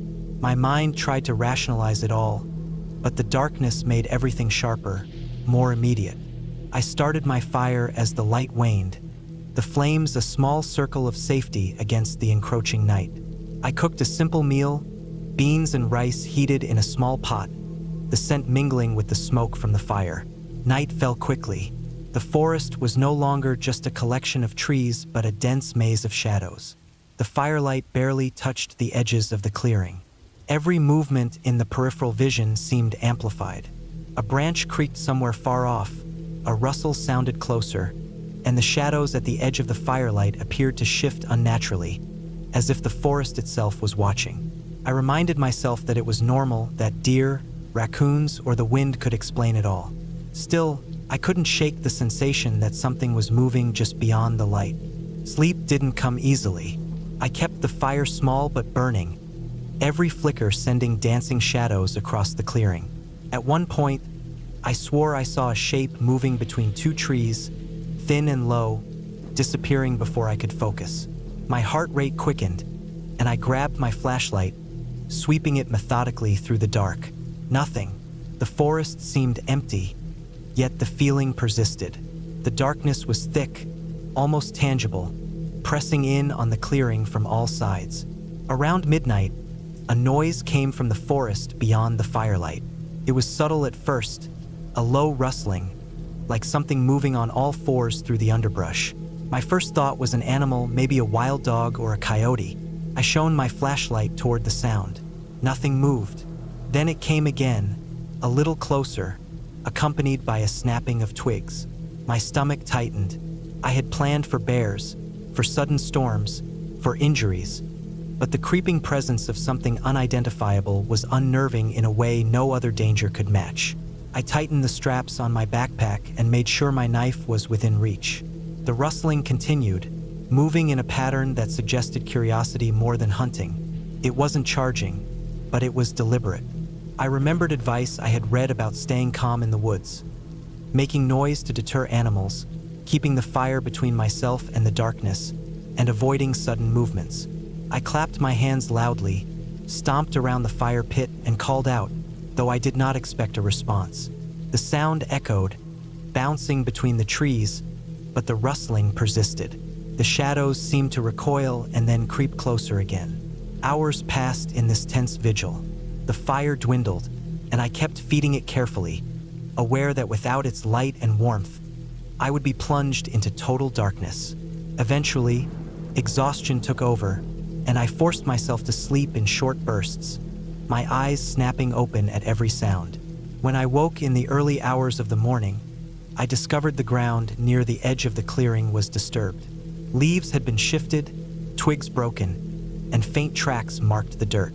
They were small, human-like in proportion, but oddly elongated. My stomach sank. The forest had been closer than I realized, almost intruding into my space. The rest of the morning was spent on edge. I moved cautiously, keeping the fire alive, scanning the perimeter of my campsite repeatedly. The shadows seemed to retreat in daylight, but only slightly.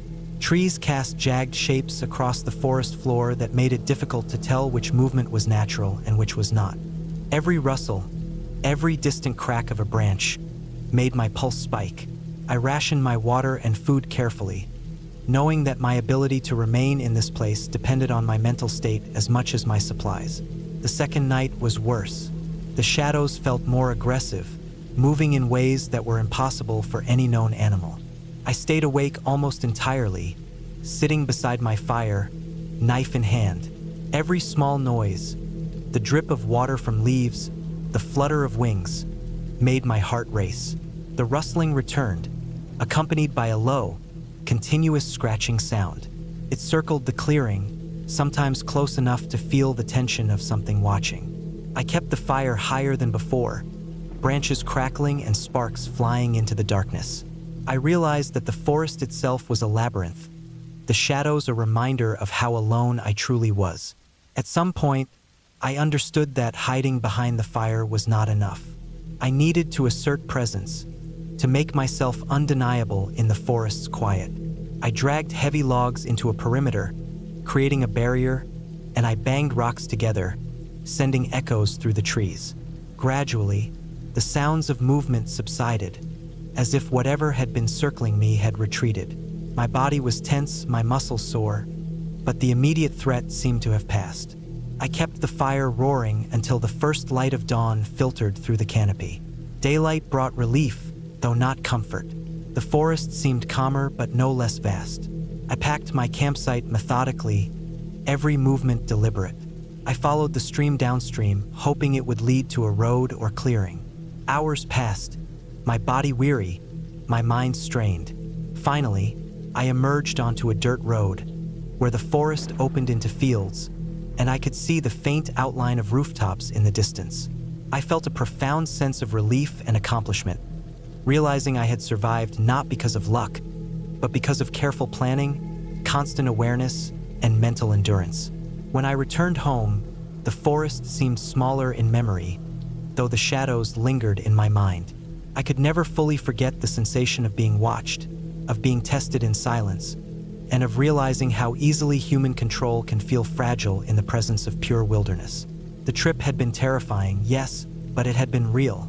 I had walked through the shadows of the forest, and I had emerged on the other side, whole and wiser, with an understanding of patience, caution, and respect for the untamed.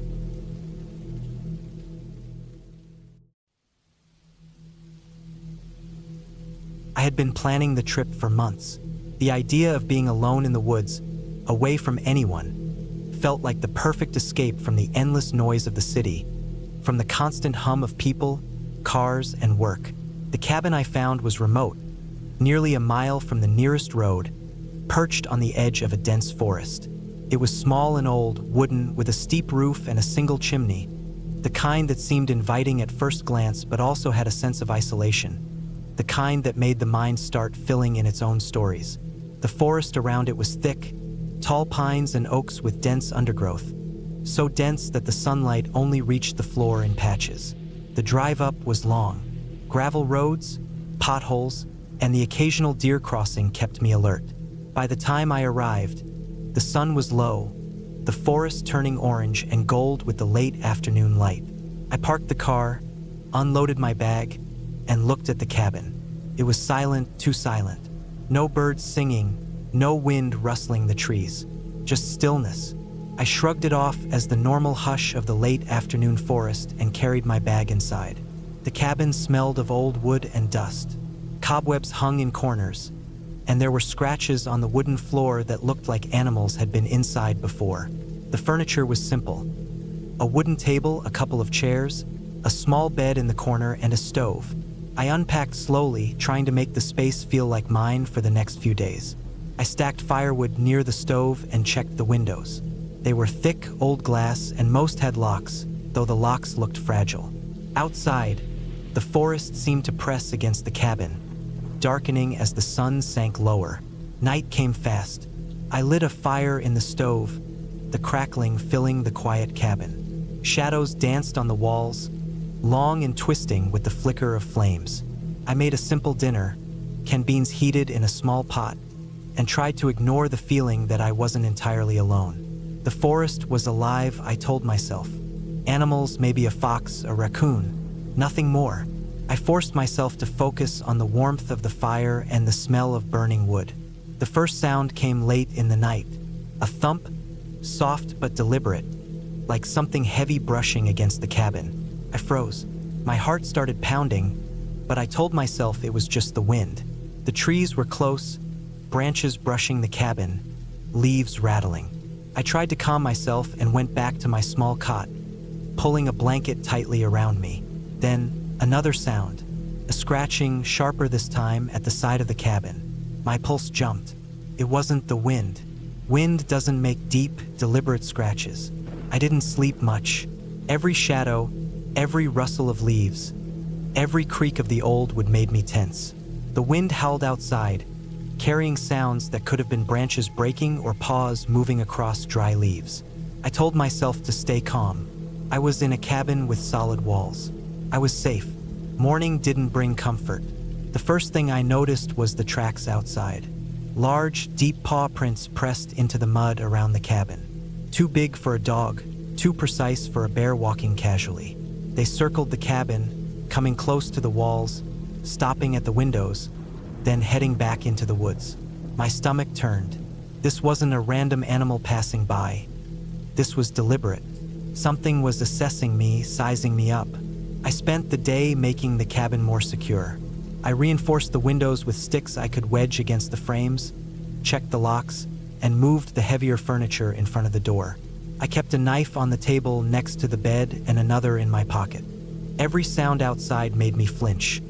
A snap of a twig, the rustle of leaves, the brush of something large against the undergrowth. I didn't leave the cabin, not even to get water from the small stream nearby. The tracks showed me that whatever was out there wasn't afraid of humans. The nights were worse. I could hear breathing sometimes, heavy and low, close to the cabin walls. There were moments when I thought I saw movement through the windows, huge shapes moving just beyond the light of the fire. I never saw eyes, never saw teeth, but the shadows alone made my mind race. I started sleeping with my back against the wall, knife in hand, fire close. Days passed, and I began to notice more signs. The firewood I had stacked outside was shifted. My bag had scratches along the side. I started keeping everything inside the cabin, closing the door every time I left. Even small movements outside made me jump. I had no phone signal, no way to call for help. Every plan I had made for emergencies was useless. On the third night, I heard it again, closer than ever. The thump of heavy paws on the porch, followed by a scratching at the door. I held my breath, gripping the knife tightly. My mind raced through possibilities. Bear, wolf, something worse. I had heard of wild mountain lions in these areas, large, silent, deadly. Everything I had read about survival in the woods came to mind, but nothing felt sufficient. The animal stayed for hours. I could hear it pacing outside, sniffing, circling, moving. Occasionally, it would tap the window with its paw, and I could feel the vibrations through the floor. I stayed motionless, barely breathing, waiting for some sign that it had gone. Morning came slowly, gray and heavy, and when I finally dared to look outside, the paw prints were all around the cabin, but there was no sign of the animal itself. I knew then that leaving wasn't optional. I had supplies, yes, but I couldn't survive indefinitely while something this large and determined was outside, studying me. I spent the next day preparing. I packed essentials: food, water, fire-starting tools, and my knife. I planned the fastest route back to the road. The forest, I realized, was both cover and danger. Any sudden movement could draw attention. I decided to wait until late afternoon, when shadows were long but daylight still offered visibility. The walk out was tense beyond measure. I kept my eyes on the tracks, constantly scanning the woods. Every crack of a branch made my heart jump. I thought I saw movement in the trees ahead more than once, but it always turned out to be a trick of light and shadow. I moved slowly, deliberately, trying not to make any sudden noises. At one point, a large black shape darted between the trees, and I froze, barely breathing until it vanished. I wasn't running. I knew that sudden movement might provoke it. It took hours to reach the road. By the time I saw my car, I was exhausted, covered in sweat and mud, shaking. I never looked back. I didn't want to see the shape following me. I loaded the car quickly and started the engine, the sound of it loud and comforting after the quiet of the woods. As I drove away, the cabin faded behind me, swallowed by the trees, and the road opened up into the familiar stretches of asphalt. The relief didn't come immediately. Even after hours of driving, I kept glancing at the woods on either side, expecting to see movement. My body was tense, my nerves raw. It took days before I could sleep without imagining heavy paws on the porch. I never returned to that cabin. I told myself it was enough to have survived, to have gotten out. Some experiences I realized weren't about adventure, they were about staying alive. The forest remained quiet after that, but I knew it hadn't been quiet because nothing was there. The paw prints, the sounds, the scratches, they were proof. I had encountered a predator, a real one that didn't care about legends or fairy tales. It was patient, it was curious, and it was deadly. I never saw it up close, and I hoped I never would, but I remembered everything. The weight of its presence, the sound of it moving through the forest, and the long, terrible night when the world outside my cabin was alive with something I could neither reason with nor escape completely.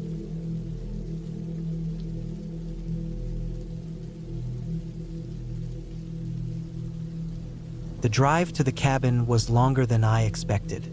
I had taken a map, printed from an old site, and my GPS kept insisting I was off route, which only made me more anxious as I followed the winding forest roads. It was late afternoon, and the sun was low, cutting long shadows across the trees. Every few minutes, a deer would dart across the road, or the rustle of some unseen animal would echo in the forest. I had decided to go alone to clear my head, to escape the noise of the city, but as the road narrowed and potholes appeared, I started questioning that decision. Eventually, I found the cabin. It was small, rustic, and set far back from the road, almost hidden by tall pine trees. The roof was shingled, a few missing pieces, and the windows were dusty but intact. The porch creaked under my weight as I stepped down from the car. I carried all my gear: a backpack, a duffel bag, a cooler with food, a small first aid kit, and a flashlight, though the sun was still out. Inside, the cabin smelled of dust and old wood, the kind that sinks into your clothes and hair. The main room had a small wood stove, a table with a few chairs, and shelves lined with mismatched dishes and cans of food. The air was cool, even with the sun streaming in, and it had that damp, closed-in smell that only old buildings in the woods have. I unpacked my gear, stacked firewood next to the stove, and set out to inspect the rest of the cabin. The bedroom was small, with a single bed and a thin mattress. The blanket looked old but usable, and the pillow had flattened over time.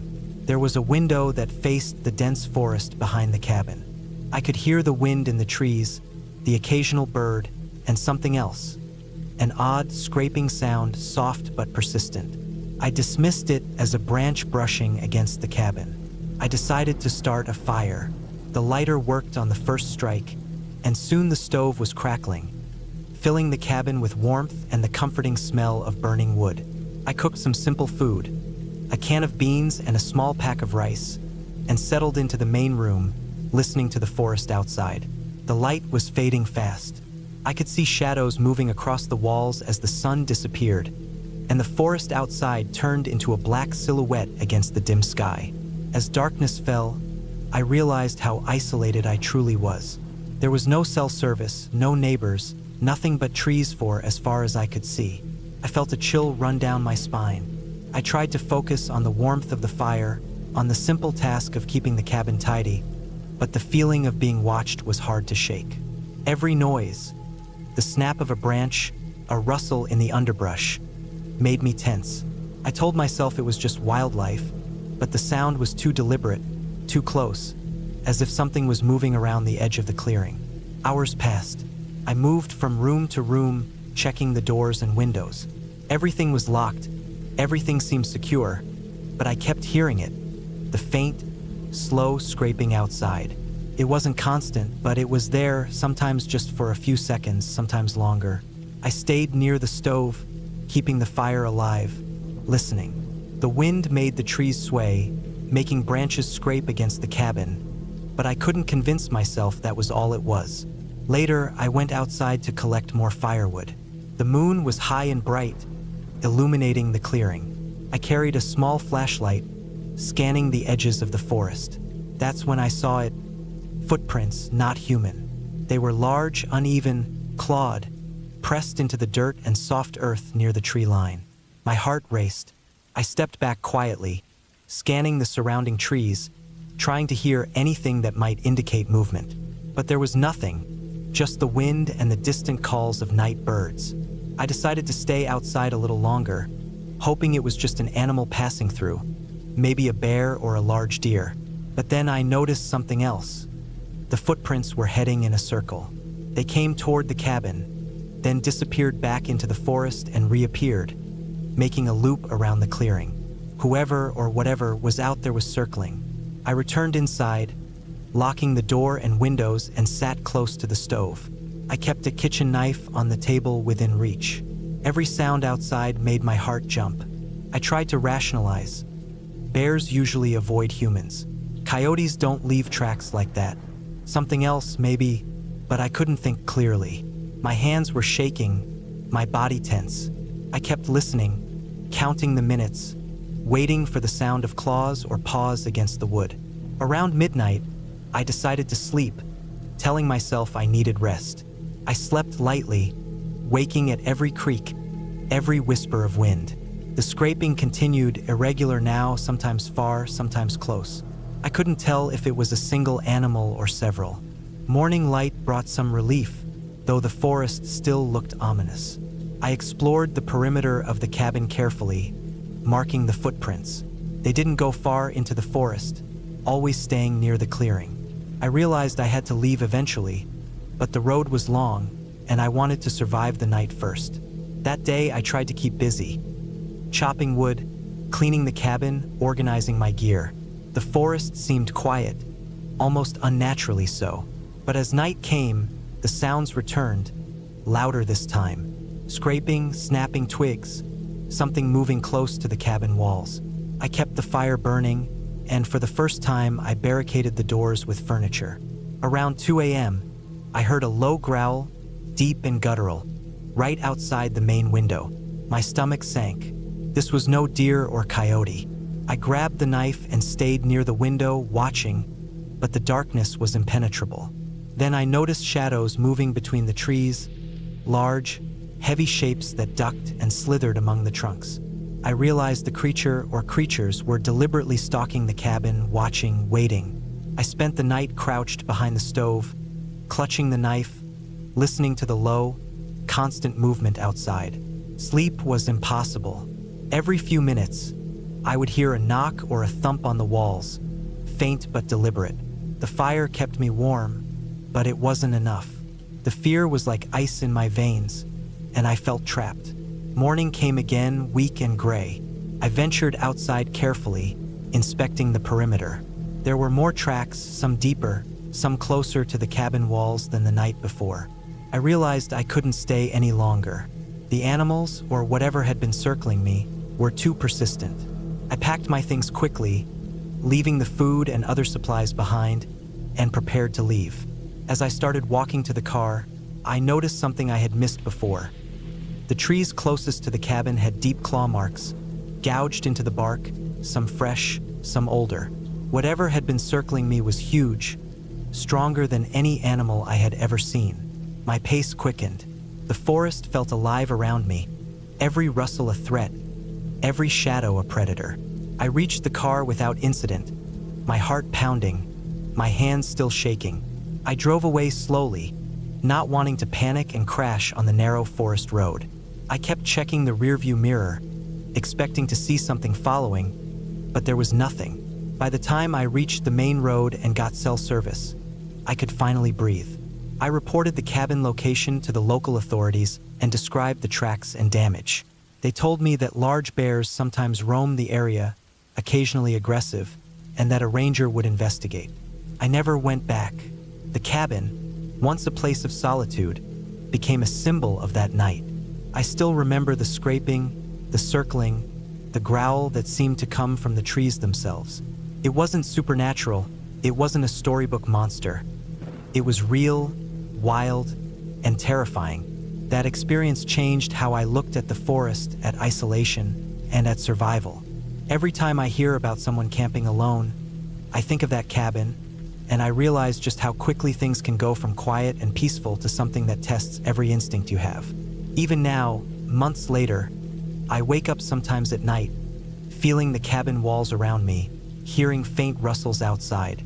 My mind tries to rationalize it, but the fear is not entirely gone. I learned that the forest does not forgive carelessness, and that sometimes the most terrifying thing is simply being too small, too human, surrounded by the vast, indifferent power of nature. I will never forget the tracks, the claw marks, the feeling of being watched all night, and I will never, ever underestimate how real and how close danger can be in a place that feels safe.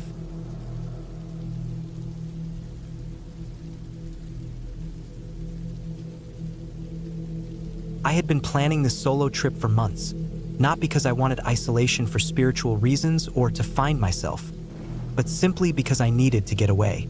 My life had become a relentless loop of deadlines, commutes, and city noise, and the idea of a week in a remote cabin, surrounded by nothing but forest and silence, felt like the only thing that could reset me. I rented a small cabin deep in a national forest, accessible only by a narrow dirt road that wound through pine and fir trees. The GPS signal would drop halfway, and I'd have to navigate the last few miles with nothing but memory and small, weathered trail markers. The drive there was long, stretching across empty highways that gave way to smaller roads lined with fields and the occasional farmhouse. But the moment I turned onto the forest road, everything changed. The air smelled sharp and clean, a mix of damp earth and pine resin, and the canopy above was dense enough to filter the late afternoon sun into fractured beams of gold and green. My car bounced over ruts and potholes, but the rhythm of the ride was hypnotic, soothing in a way that I hadn't realized I craved. By the time I pulled up to the cabin, the sun was low, turning the treetops into a fiery crown, and the cabin itself looked smaller than I'd imagined. A simple wooden structure with a stone chimney and a porch that sagged slightly under its own weight. It had no electricity, just a small solar panel on the roof and a propane heater inside. The isolation was palpable. Inside, the cabin smelled faintly of pine and dust. Everything was basic but clean. A small kitchen with a propane stove, a wooden table with a couple of chairs, and a lofted bed in the corner.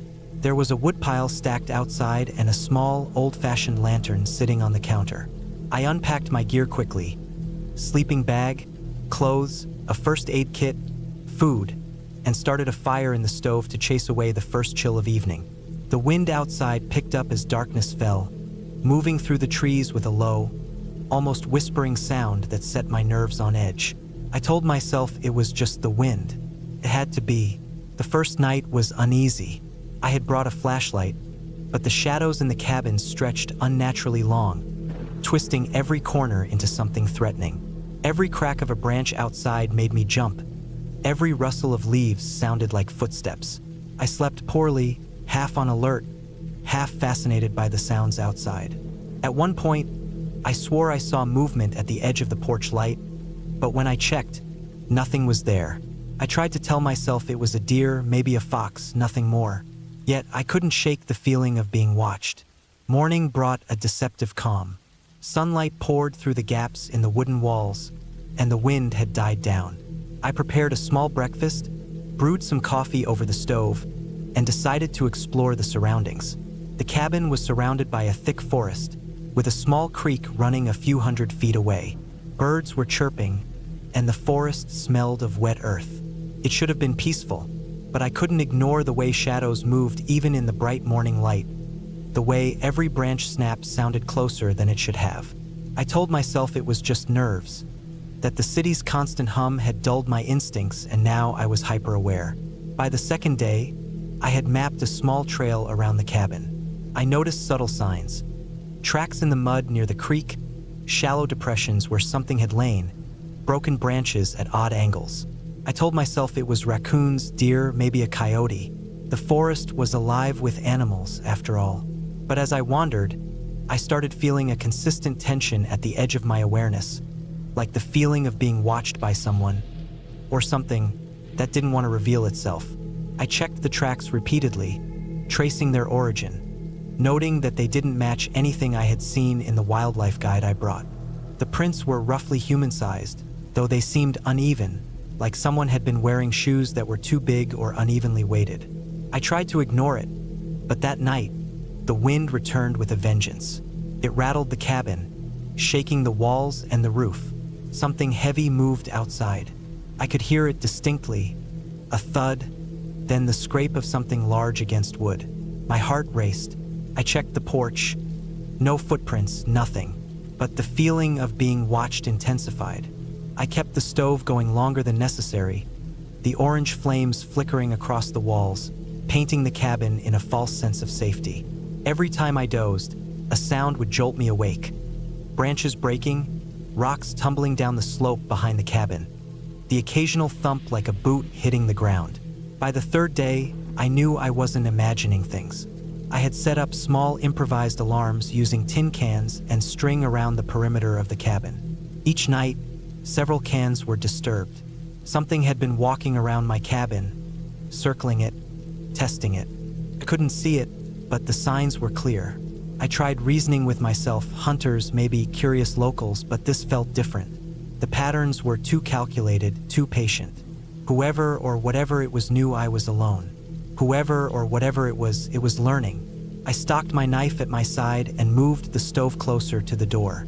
I made sure the lantern was filled, ready to light at any sudden movement outside. Sleep became a luxury I could no longer afford. Every creak, every whispering wind was a threat. By the fourth day, I realized I had underestimated how vulnerable the cabin made me feel. There were no neighbors, no cell signal, no quick escape. If someone wanted to harm me, the odds were stacked against me. Late that afternoon, I went to collect water from the creek. I kept my knife in my hand, scanning constantly. The forest was alive with sound. Birds, insects, and the subtle, irregular thump of footsteps in the distance. I froze when I realized the noise didn't match my pace or direction. Followed me. I ran back to the cabin, heart hammering, the creek bank slipping beneath my boots. When I reached the cabin, I found the tin cans scattered, some broken, the strings severed in one place. Whoever had been circling me wasn't cautious anymore. They were testing my reaction. That night, I barricaded the doors as best I could. I slept lightly, listening to the wind and movement outside, watching for shadows. At some point, I awoke to a scraping sound directly at the front door. Heavy breathing. My stomach dropped. I stayed frozen, knife in hand, listening. The noise stopped, then resumed at the back door. Whoever it was, they were deliberate, moving slowly, testing, waiting for me to act. Dawn came like a relief, though it offered little comfort. I resolved to leave. I had survived 3 nights of being stalked, and that was enough. I packed quickly, scanning the perimeter before leaving. Everything was quiet now, almost too quiet. The forest seemed to be holding its breath, as if aware I was leaving. My car was a small island of civilization, and I climbed in, heart still racing. The drive back was tense. Every sound outside my car seemed amplified, every shadow between trees suspicious. I didn't stop, didn't slow down for the beauty I had noticed on the way in. The highway, the city, the noise, it all felt overwhelming and yet comforting in its familiarity. I didn't look back at the cabin. I didn't want to. When I returned to my apartment, I unpacked, washed, and tried to sleep. The memory of that cabin lingered like a weight in my chest. But with daylight, with people around, and with the security of locked doors and walls, the tension slowly ebbed. I knew that what had been circling me, whatever it was, had waited patiently, learning. I also knew I had survived because I stayed alert, kept calm, and respected the reality of my vulnerability. Weeks later, I told a friend about the trip. They asked what I had seen. I said nothing, not because I hadn't seen anything, but because naming it made it more real, and the memory was still vivid enough to chill me. I had left the cabin behind, but I had not left the forest entirely in my mind. Every rustle of leaves, every crack of a branch, still carries a trace of that terror. I never went back to that cabin, and I don't plan to. I don't regret the trip. I needed to face the wilderness, to see the rawness of being truly isolated. But I carry the lesson always. Nature is beautiful, but it is indifferent, patient, and sometimes perilous. Survival doesn't come from luck. It comes from attention, caution, and the stubborn will to move when every instinct wants you to freeze. I had survived, and that was enough. I came home changed, alert in ways I had never been, carrying with me the clear, unromantic truth of isolation, fear, and survival.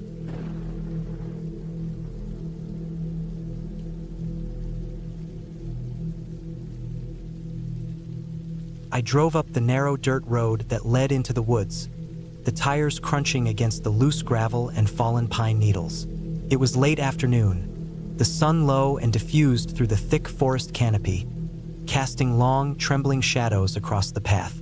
The air smelled damp and earthy, like the forest had been holding its breath all day. I had been looking forward to a weekend alone in the cabin for weeks, a chance to disconnect from the city, from the constant noise, the screens, and the people. I had planned meticulously: food, water, a first aid kit, a small camping stove, lanterns, flashlights, and extra batteries. I had even downloaded offline maps because the cabin was far enough off the grid that cell service was unreliable at best. The cabin finally came into view, tucked away in a small clearing. It was old, but sturdy, built of thick logs that had darkened over time, and the roof sagged slightly in the middle, hinting at decades of heavy snow and rain. The windows were small, and the glass in some panes was streaked with grime, but the place had a charm. The door creaked when I pushed it open, revealing the interior, which smelled like wood smoke and damp moss. Dust motes floated in the slanted rays of light coming through the windows. I set my backpack down, feeling a small thrill of solitude and freedom. I spent the next hour unpacking, arranging my supplies neatly, and checking the stove and lanterns. The cabin had a wood-burning fireplace, and I stacked some logs near it, testing the fire starter. I wanted a fire to burn that night, to chase away the chill and give me a sense of safety. Outside, the forest was quiet. Birds had mostly gone silent, replaced by the occasional rustle of leaves and the distant crack of a branch snapping under some animal's weight. As night fell, I built the fire in the fireplace.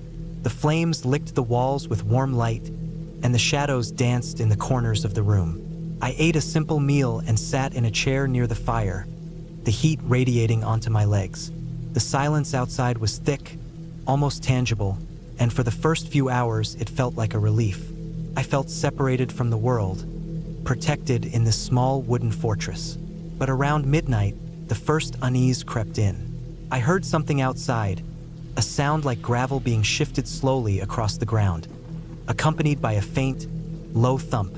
At first, I thought it was a deer or maybe a raccoon knocking over a branch, but the sound persisted. It was deliberate, almost rhythmic, and seemed to circle the cabin. I picked up the flashlight and shone it through the window, scanning the trees, but the beam only cut through the darkness briefly before revealing nothing. I told myself it was nothing, just animals, but my stomach nodded. I felt the hair on my arms rise. I tried to calm myself by focusing on the fire, listening to the crackle and pop of the logs, but the sounds outside grew bolder. Branches snapped closer to the cabin, and the gravel under the tires of my car, or at least what I thought were gravel sounds, shifted again. I realized I hadn't locked the cabin door properly. I went over and turned the old, rusty lock, the metal clanking in a way that sounded louder than it should have in the quiet night. Then I heard it, a heavy, deliberate footstep on the wooden porch. My heart jumped. Whoever or whatever was out there, they weren't small. The porch creaked as the weight shifted. I stayed silent, holding my breath, listening as it moved slowly across the boards. The sound stopped suddenly, and a chilling wind blew through the cracks of the window frames, carrying the smell of wet earth and something else. Something metallic, like rust or old blood. I felt a wave of panic. My flashlight was inside, next to the fire. I didn't want to leave the warmth of it, but I also knew I couldn't just sit there. I grabbed a hatchet I had brought for firewood and held it tightly, its weight cold and grounding in my hand. Slowly, I approached the door, listening. There were no sounds now, only the heavy breathing I could hear in my own ears. I opened the door a crack and shone the flashlight across the porch. Nothing, just the shadows of the trees stretching over the clearing. I forced myself to step outside, scanning in a wide arc, the beam slicing through the darkness. The forest was quiet again, eerily quiet, as if it had paused to watch me. I locked the door again, double-checked the windows, and went back to the fire, trying to convince myself it had just been my imagination. But sleep was impossible. Every small noise made me tense. Every gust of wind sounded like footsteps. Around 2 a.m., I decided to check the perimeter of the cabin, thinking it might give me a sense of control. I grabbed my flashlight and stepped into the cold night.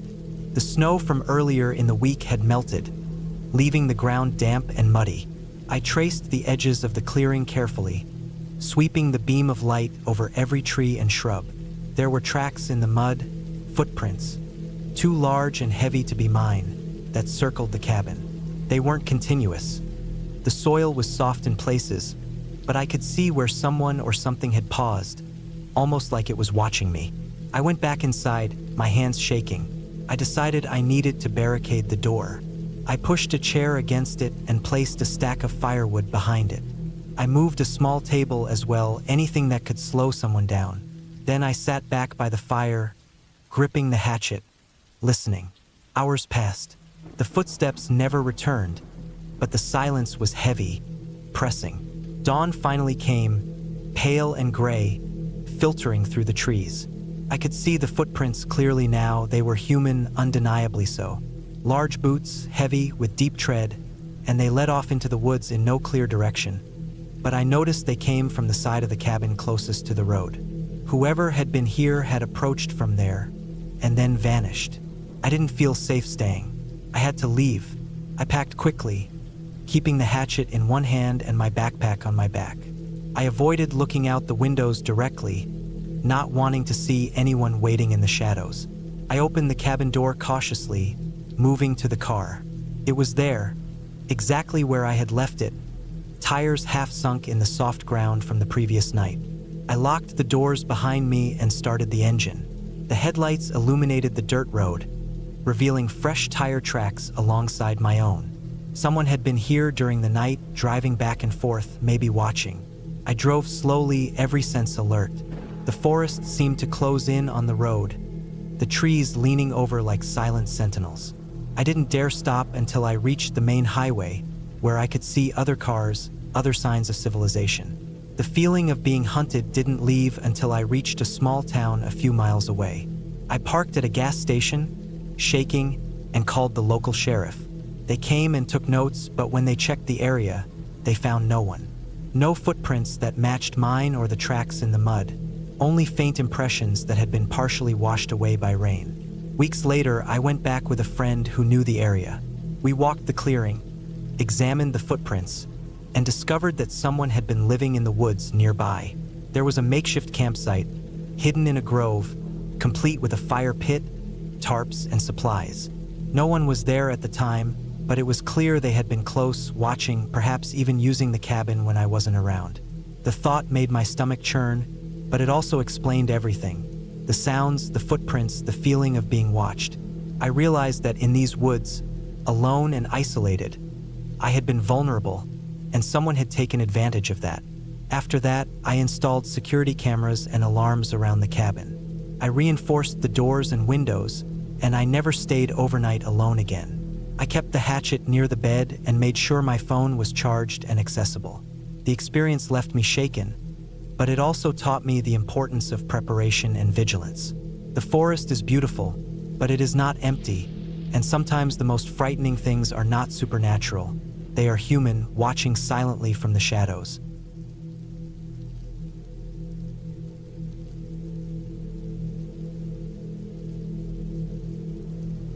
I had been driving all day to reach the cabin, a small rental tucked deep in the forest, miles from the nearest town. The GPS had given up about an hour outside of civilization, leaving me on a winding dirt road that narrowed and twisted around old pines and oaks. The air had grown heavier, damp and thick with the smell of wet soil and decaying leaves, the way forests always smell when the sun barely touches the ground. I noticed how quiet it was. No birds, no insects, just the faint scrape of my tires over gravel. By the time I reached the cabin, the sun was low, casting long shadows between the trees. The cabin itself was old, built from rough logs and weathered timber. It had a small porch that sagged slightly under years of neglect and a metal roof that gleamed dimly in the last light of day. I carried my bags inside, setting them on the floor of the small living area, which smelled faintly of mildew and pine. The walls were lined with shelves holding old books, a few dusty mugs, and some jars that had clearly been there for years. The floorboards creaked under my weight, and I could hear the wind through gaps in the walls, carrying the distant sound of branches scraping together. I started unpacking, moving my clothes into a small wardrobe and placing my things on a counter in the kitchen area. The cabin had no cell signal and the Wi-Fi was spotty at best, so I knew I was completely cut off. I had brought enough food and supplies for a few days, but the isolation already pressed down on me, a heavy weight in the pit of my stomach. I told myself it was fine, that this was what I had wanted, a place to disconnect, but the silence felt different here. The forest wasn't quiet in a comforting way. It was quiet as if it were holding its breath. As night fell, I lit a few candles and started a fire in the small stone fireplace. The flames crackled, casting shadows across the walls, and I tried to focus on the warmth and light to push the feeling of unease aside. I had planned to spend the evening reading, but my eyes kept wandering to the windows, where the dark trees pressed close, almost like they were leaning in to watch. I told myself it was ridiculous that trees don't watch people. Still, I couldn't shake the feeling of being observed. Sleep didn't come easily that night. Every creak of the cabin, every whisper of wind through the trees made me jump. Around 3 in the morning, I woke to a sound that froze me in place. A low, deliberate thud from outside, near the porch. My heart started racing. I stayed very still, listening. Another thud, this one followed by a scratch against the wooden siding, slow and deliberate. I felt my stomach tighten. It was too controlled to be an animal like a deer or a raccoon. I remembered the hunting rifle I had brought, leaning against the corner by the fireplace. My hands shook as I grabbed it, chambering around. I approached the window cautiously, trying not to make noise. I could barely see anything beyond the dim moonlight, but the shadows between the trees seemed unnaturally still. My mind ran through every possibility, every scenario I had ever imagined. None of them good. I debated whether to step outside to check, but the thought of walking into the darkness alone made me hesitate.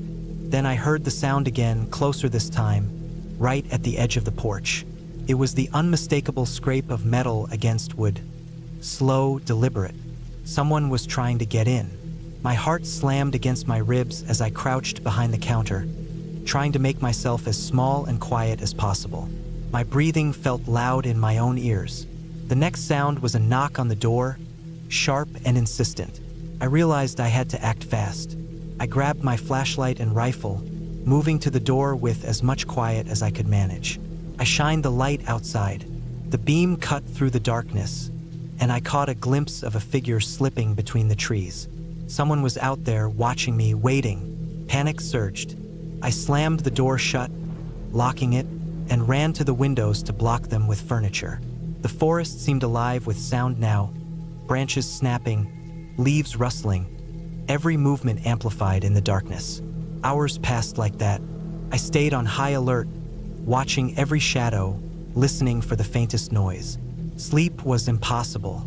The wind picked up outside, and I realized the sounds I had first thought were human. Footsteps, scraping, thuds, were probably a mix of branches falling and animals moving in the dark. But the fear had rooted itself deep in my mind, and I couldn't convince myself otherwise. I spent the rest of the night crouched near the fireplace, rifle across my lap, flashlight trained on the doorway, waiting for something that might never come. Morning didn't bring relief, only a dim light filtering through the trees. I stepped outside cautiously, rifle still in hand, and the forest looked normal, almost serene. Sunlight spilled across the leaves, and birds had started singing again. It was disorienting, like the tension from the night hadn't happened at all. I inspected the porch and the perimeter of the cabin. There were no signs of anyone having been there. No footprints, no disturbed ground, nothing. I felt foolish for panicking, but the adrenaline hadn't left me. I spent the day exploring cautiously, staying within sight of the cabin. I collected firewood, checked the water source, and tried to relax. But I couldn't shake the memory of those sounds, the feeling of being watched. Even in daylight, the forest felt oppressive, the trees standing like silent sentinels. I realized that the real danger wasn't a stranger hiding in the trees. It was the isolation, the way being completely alone with your thoughts could warp your mind. The fear had come from nowhere and everywhere at once, a primal, uncontrollable thing. That night, I tried a different approach. I lit a larger fire in the fireplace, using every log I had to create a wall of light and heat. I moved the furniture so I could see every angle of the room, every doorway. I kept the rifle within reach but focused on staying awake and alert rather than imagining threats. I forced myself to eat, to drink water, to move around and do small tasks, anything to maintain a sense of reality. The night passed more quietly, though I still jumped at every small noise. The next day, I decided to hike back to the main road, at least partially, to reconnect with civilization. The hike was long and exhausting, but I felt calmer with every step away from the cabin. When I finally reached the point where my car was parked, I took a deep breath, feeling the tension in my shoulders ease for the first time. Driving back to the nearest town, I reflected on the experience. The cabin hadn't been haunted. There were no supernatural forces at play, no fairy tale monsters hiding in the woods. The fear I had felt was entirely real, entirely human. It had come from isolation, from being cut off from other people, from the unknown shadows in the dark, from the sheer unpredictability of the forest. When I returned home, I made a decision. I would never stay in an isolated cabin like that again, not alone. I realized that some parts of the world are better experienced in daylight, in the company of others with safety nets in place. The forest had taught me something valuable. Fear is real, but it is also manageable if you respect it and prepare for it. I didn't tell anyone about the night I spent in the cabin. I didn't need to. The memory stayed with me, vivid and sharp, a reminder that the human mind can create terror from nothing, that isolation can magnify every creak and shadow, and that survival isn't just about defending against external threats. It's about maintaining control of your own fear. Over the following weeks, I revisited the idea of isolation in safer ways. I went camping in groups, always with other people, always during daylight. I hiked, explored, and enjoyed nature without the crushing weight of fear pressing in. But the cabin remained in my mind, a dark corner of memory that I could visit safely now, knowing that I had faced it, survived it, and learned from it. The woods themselves were no longer threatening. They were simply a place, full of life and quiet and shadows. But I had learned to respect the very real power of the human mind to turn silence and darkness into a nightmare. That experience didn't just scare me, it changed me. I became more cautious, more aware, and more prepared for the unexpected. I kept my survival skills sharp, my awareness high, and my instincts honed. The cabin itself was gone from my daily thoughts, replaced with a quiet understanding. Fear is a tool, not an enemy, and reality is always scarier than any story we tell ourselves. And in that knowledge, I found a kind of peace, a way to move forward without being trapped by what I had endured, knowing that I could face the darkness and come out whole.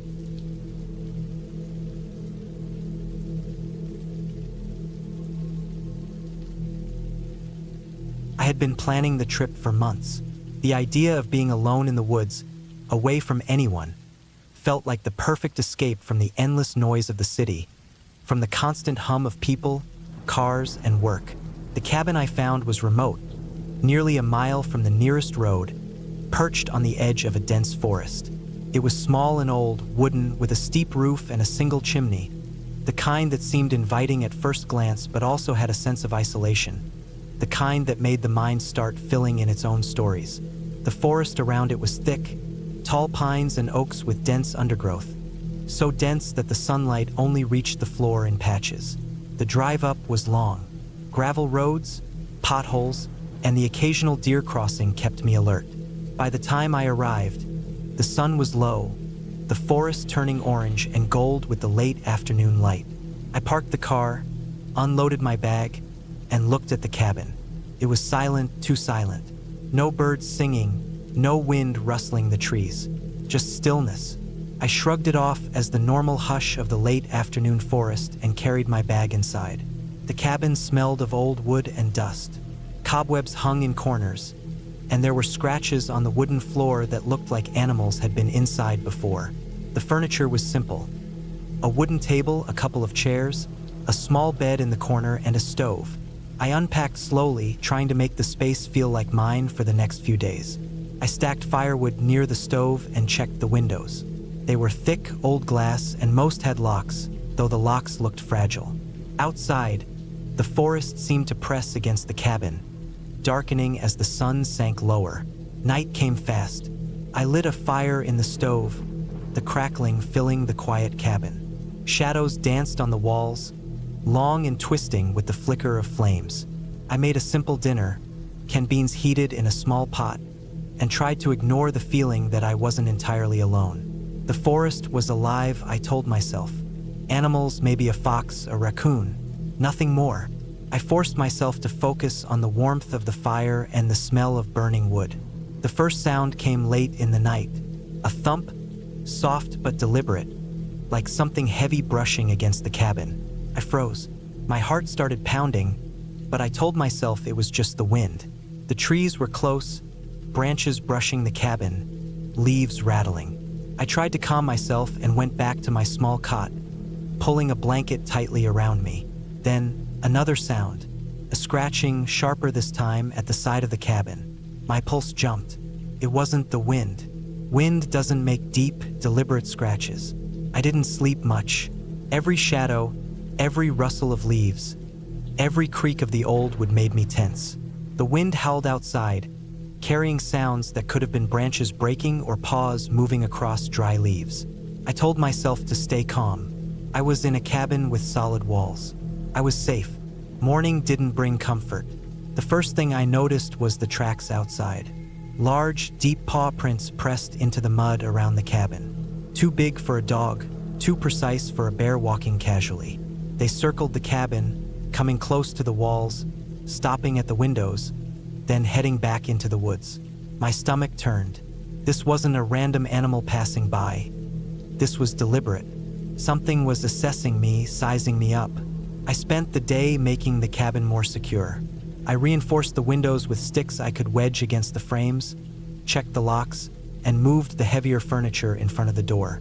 I kept a knife on the table next to the bed and another in my pocket. Every sound outside made me flinch. A snap of a twig, the rustle of leaves, the brush of something large against the undergrowth. I didn't leave the cabin, not even to get water from the small stream nearby. The tracks showed me that whatever was out there wasn't afraid of humans. The nights were worse. I could hear breathing sometimes, heavy and low, close to the cabin walls. There were moments when I thought I saw movement through the windows, huge shapes moving just beyond the light of the fire. I never saw eyes, never saw teeth, but the shadows alone made my mind race. I started sleeping with my back against the wall, knife in hand, fire close. Days passed, and I began to notice more signs. The firewood I had stacked outside was shifted. My bag had scratches along the side. I started keeping everything inside the cabin, closing the door every time I left. Even small movements outside made me jump. I had no phone signal, no way to call for help. Every plan I had made for emergencies was useless. On the third night, I heard it again, closer than ever. The thump of heavy paws on the porch, followed by a scratching at the door. I held my breath, gripping the knife tightly. My mind raced through possibilities. Bear, wolf, something worse. I had heard of wild mountain lions in these areas, large, silent, deadly. Everything I had read about survival in the woods came to mind, but nothing felt sufficient. The animal stayed for hours. I could hear it pacing outside, sniffing, circling, moving. Occasionally, it would tap the window with its paw, and I could feel the vibrations through the floor. I stayed motionless, barely breathing, waiting for some sign that it had gone. Morning came slowly, gray and heavy, and when I finally dared to look outside, the paw prints were all around the cabin, but there was no sign of the animal itself. I knew then that leaving wasn't optional. I had supplies, yes, but I couldn't survive indefinitely while something this large and determined was outside, studying me. I spent the next day preparing. I packed essentials: food, water, fire-starting tools, and my knife. I planned the fastest route back to the road.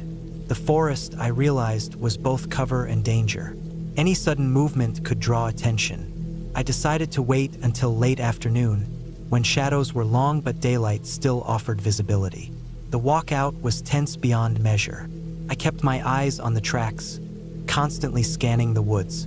Every crack of a branch made my heart jump. I thought I saw movement in the trees ahead more than once, but it always turned out to be a trick of light and shadow. I moved slowly, deliberately, trying not to make any sudden noises. At one point, a large black shape darted between the trees, and I froze, barely breathing until it vanished. I wasn't running. I knew that sudden movement might provoke it. It took hours to reach the road. By the time I saw my car, I was exhausted, covered in sweat and mud, shaking. I never looked back. I didn't want to see the shape following me. I loaded the car quickly and started the engine, the sound of it loud and comforting after the quiet of the woods. As I drove away, the cabin faded behind me, swallowed by the trees, and the road opened up into the familiar stretches of asphalt. The relief didn't come immediately. Even after hours of driving, I kept glancing at the woods on either side, expecting to see movement. My body was tense, my nerves raw. It took days before I could sleep without imagining heavy paws on the porch. I never returned to that cabin. I told myself it was enough to have survived, to have gotten out. Some experiences, I realized, weren't about adventure. They were about staying alive. The forest remained quiet after that, but I knew it hadn't been quiet because nothing was there. The paw prints, the sounds, the scratches, they were proof. I had encountered a predator, a real one that didn't care about legends or fairy tales. It was patient, it was curious, and it was deadly.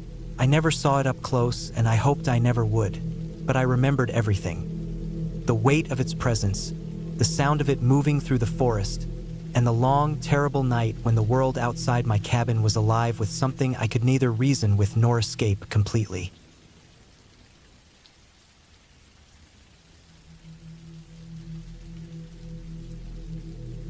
I had been planning the trip for weeks. The cabin was remote, tucked deep in the woods near the edge of a frozen lake. It was the kind of place that promised solitude, the kind where your phone barely worked, and the nearest neighbor was miles away. I had been craving quiet, away from the constant noise of the city, and I thought bringing my dog, Max, would make it better. Max was a large German Shepherd mix, mostly calm but alert, with a sharp intelligence in his eyes that always made me feel safe. The drive was long, winding through roads that were barely paved, flanked by thick trees that crowded the sky. The closer we got to the cabin, the heavier the forest became, the shadows deeper, the air colder. Max sat in the back, ears twitching at every sound, his eyes scanning constantly. I watched him in the rearview mirror, noting how his body tensed whenever a crow cawed or a branch snapped. The air had that damp, earthy smell of wet pine needles, the kind that sticks in your nose and clings to your clothes. When we finally arrived, the cabin appeared as if it had grown out of the forest itself. Its wood was weathered and darkened with age, the windows small and covered in grime. The roof sagged slightly in the middle, and the porch creaked under my feet as I stepped out. I could see Max's tail wag once, slowly, then stiffen. He had that look on his face that made me pay attention, a mix of curiosity and caution. The interior was cold and musty. Dust covered the floorboards, and spiderwebs hung in corners. I opened the windows to let in some fresh air, and Max walked cautiously around, sniffing everything. There were signs of previous occupants, an old rug, a stack of newspapers from a decade ago, but no personal belongings. It was empty, quiet, almost too quiet. I unpacked my bag, set down some food and water for Max, and made a fire in the old stone fireplace. The crackle of the fire was comforting, though it did little to shake the chill that clung to the cabin. Night came fast. The sun dipped behind the trees, and the shadows in the cabin grew long and dark. Max lay near the fire, occasionally glancing toward the door or windows. I tried to read, but the silence pressed down on me. Outside, the wind rustled through the trees, carrying with it sounds I couldn't immediately place. The crack of a branch, a distant animal call. My unease grew slowly, a gnawing sensation that something wasn't right.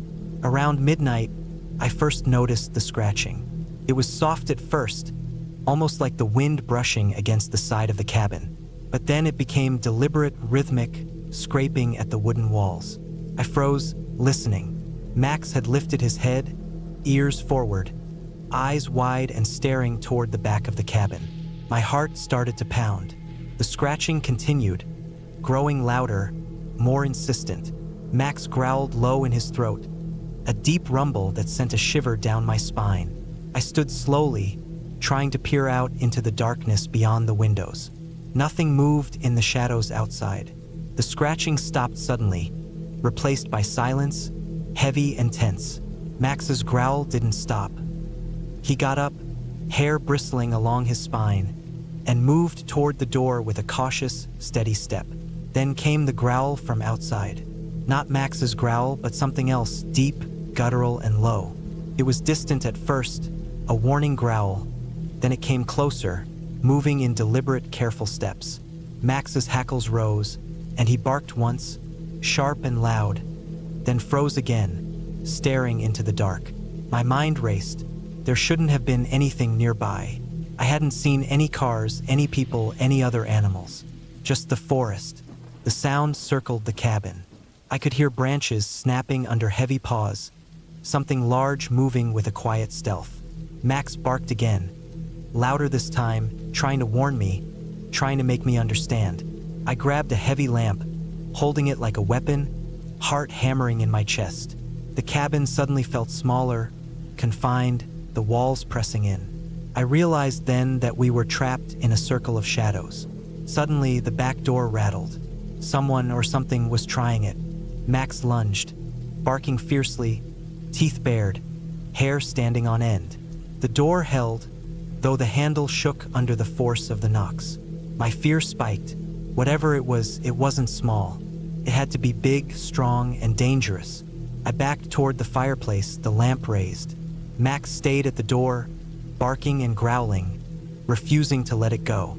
I tried to think logically. The nearest road was miles away.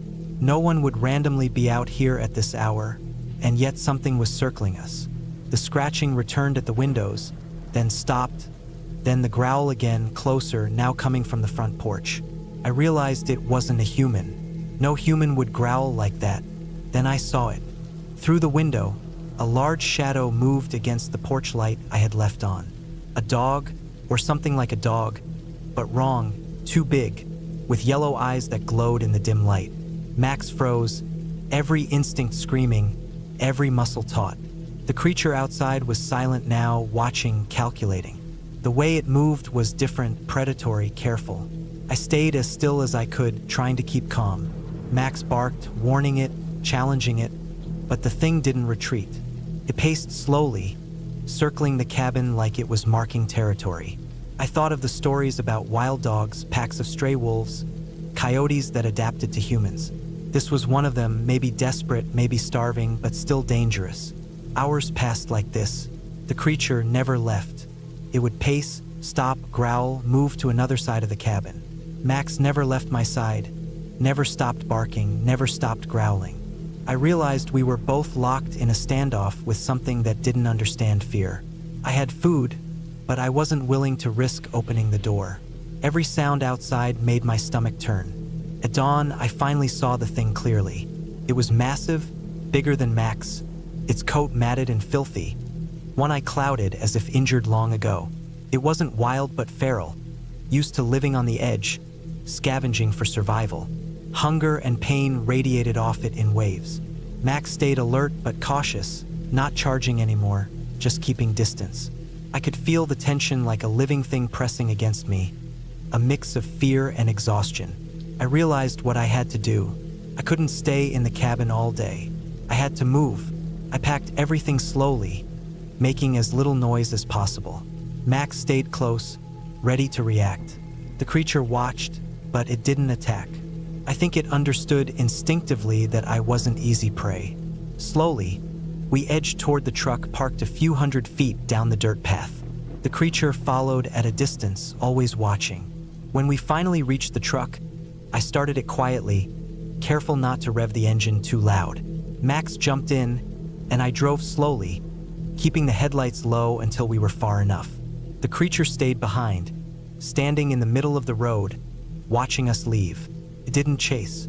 It just watched, a shadow among shadows, and then melted back into the forest. The drive back was tense, silent except for Max's occasional growl or bark at distant shapes in the trees. I realized I hadn't felt relief until the city lights appeared, warm and familiar, a sign of safety. Max relaxed gradually, lying down, though his ears stayed alert.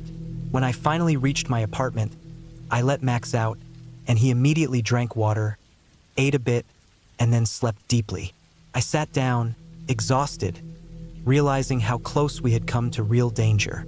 The woods were beautiful, but they had teeth, and the cabin, alone in its shadows, had almost trapped us with something I never wanted to meet again. In the weeks afterward, I couldn't stop thinking about it. I researched reports of feral dogs, packs that roamed forests near remote cabins. They were rare, but they existed. The thing I saw wasn't just a story. It had been real, desperate, territorial, and capable of killing. Max had saved me by being vigilant, by standing his ground without making a mistake. I never went back to that cabin. I still think about it sometimes, the way the forest can turn quiet beauty into a cage.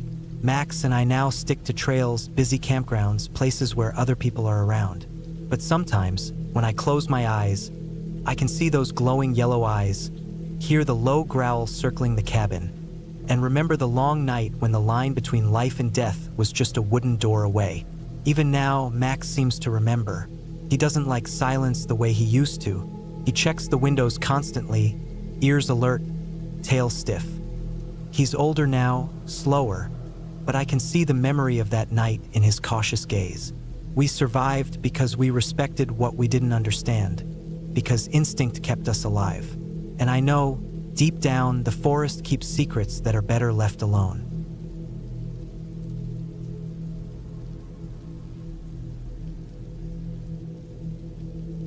I had been looking forward to this trip for months. The cabin I rented was deep in the northern woods, miles from any road, electricity, or cell phone signal. I had planned to spend a week alone, just me, the forest, and the silence. I was careful with my preparation, extra food, bear spray, a few knives, a sturdy backpack, and a first aid kit. The drive had been long, bumping along dirt roads until I finally parked at a small clearing. The cabin itself was small and rustic, made of rough-hewn logs, with a steep roof and a chimney that still smelled faintly of wood smoke. It looked abandoned, yet solid, and that isolation was exactly why I chose it. The first day passed quietly, almost lazily. I chopped wood for the stove, checked the perimeter, and set up my small campsite near the cabin's edge. The forest stretched endlessly in every direction. Tall pines interspersed with birch trees, and the late afternoon sun slanted through the leaves in streaks of gold. Birds called in the distance, and the occasional rustle of small animals in the underbrush reminded me I wasn't entirely alone. At night, I lit the stove, cooked a simple meal, and lay on the small cot in the cabin, listening to the wind whisper through the trees. It was peaceful, almost too peaceful, the kind of quiet that made your ears strain for sound. The second day, I decided to explore the surrounding area. I had packed a map and compass, but mostly I relied on memory and instinct to wander a few miles into the woods. I followed a stream for a while, finding small waterfalls and pools where the water ran clear and cold. It was serene, almost hypnotic, until I noticed something that made my stomach tighten. A large set of tracks in the mud, fresh and deep. They were unmistakably bear tracks. I crouched and examined them, The pads were enormous, at least the size of my hand, and the claw marks were sharp and long. My heart rate picked up, but I reminded myself that black bears were common in this region, and they usually avoided humans. I marked the spot mentally and continued my walk, a little more cautiously now, ears straining for sound beyond the rush of the stream. By the time I returned to the cabin, the sun was low, and shadows stretched long across the clearing. I noticed something odd. My food supply, which I had carefully stowed in a sealed container outside, had been tampered with. Not entirely raided, but disturbed. A few cans of beans were pushed over, and the container lid was scratched. I froze. Bears were smart, persistent, and powerful. The realization settled in slowly, a heavy weight pressing in on me. I secured the food inside the cabin and double-checked all windows and doors. My stomach churned with unease, but I tried to stay calm. That night, I didn't sleep well. Every creak of the cabin, every distant snap of a twig set my nerves on edge. Around midnight, I heard it, a low, guttural growl from outside. My blood ran cold. I stayed perfectly still, listening. The growl came again, this time closer, followed by a heavy thud against the cabin wall. I grabbed the bear spray and crouched near the door. The smell of something musky and wild filled the air, the scent unmistakably of a large bear. I kept my breathing quiet, hoping it was only passing by, but the sound of claws scraping against the wood made it clear that wasn't the case. The hours stretched endlessly. I didn't move, barely dared to breathe. The bear paced outside, testing the walls, sniffing the air, circling the cabin. At one point, I saw its massive silhouette through a small gap in the logs. Its dark fur gleamed in the moonlight, and I could make out the curve of its shoulders, the size of its head, the gleam of its eyes reflecting the stove's fading embers inside. I tried to remind myself that it wasn't aggressive yet, just curious or hungry, but every instinct screamed danger. I thought about the bear spray, about the knives, about the small chance I had if it decided to force its way in. I realized how fragile my safety was, how exposed I truly was in this place. By dawn, the bear had finally left, slipping back into the woods with an almost silent grace despite its bulk. I emerged cautiously, surveying the cabin and surrounding area. I spent the morning reinforcing doors and windows with spare boards, stacking rocks against the lower walls, and moving food as far away from the cabin as possible. I built a perimeter of noise traps, empty cans strung on rope, small bells from my backpack, to alert me if the bear came close again. My hands shook as I worked. Every shadow seemed alive, every sound amplified. I realized that surviving here would mean anticipating the bear's movements constantly, never letting my guard down, and respecting the sheer power of the animal I shared this space with. The next day, I tried to keep myself occupied. I chopped more firewood, cleaned the cabin, and even explored a little farther from the cabin than the previous day. But everywhere I went, I found signs of the bear: broken branches, large scat, fur caught on rough bark. It was hunting in the area, or at least wandering close enough to test its dominance. Each time I saw a track or heard a distant snapping of wood, my pulse quickened. I learned to move silently, to listen for the subtle differences in the forest sounds that indicated movement, to think like an intruder might think. One afternoon, I decided to gather water from the stream. I filled my container and started back toward the cabin, following a different route to avoid the tracks I had seen. Then I heard it, a deep, low rumble behind me, the kind that vibrates in your chest and makes your hair stand on end. I froze, looking around. The trees swayed slightly as something massive moved through them. My heart thumped painfully. I slowly turned, and there it was, standing not 10 meters away, large, black, and impossibly solid. Its eyes locked on me.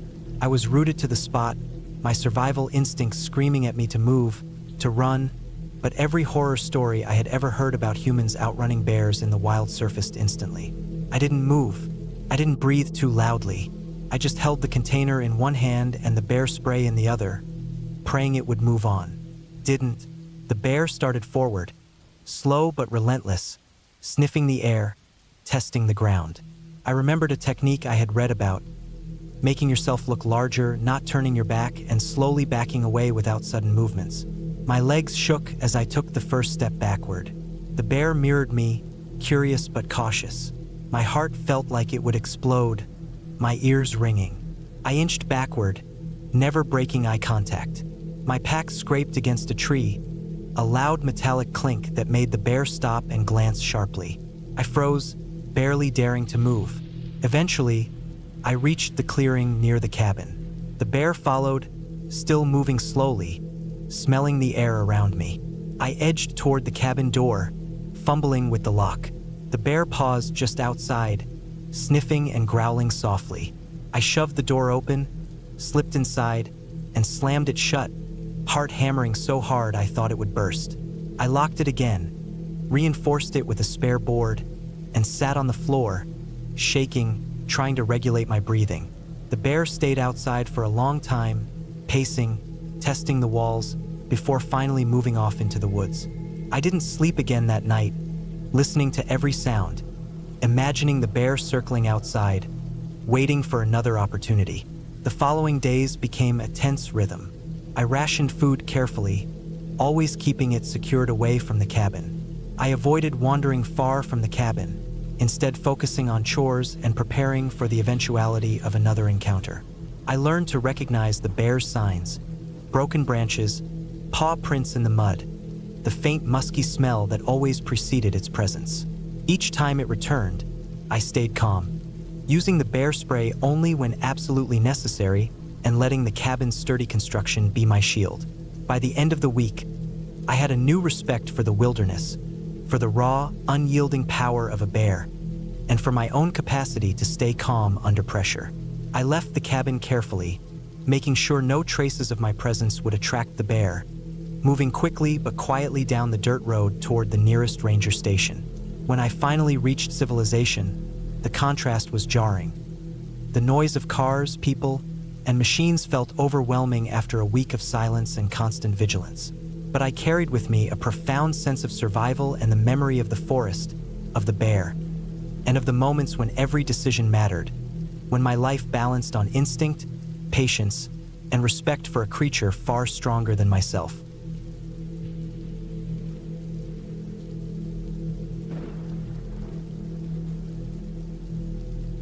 I had always been drawn to isolation, the quiet of the woods and the sharp, cold air that made me feel alive.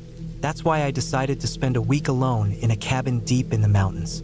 I wasn't running from anything, at least not consciously. I just wanted to escape the noise of people, the constant weight of schedules, obligations, and the endless background hum of the city. The cabin was old, small, and nestled in a clearing surrounded by dense pine forest. It had a wood stove, a small kitchen, and a single bedroom with a loft above.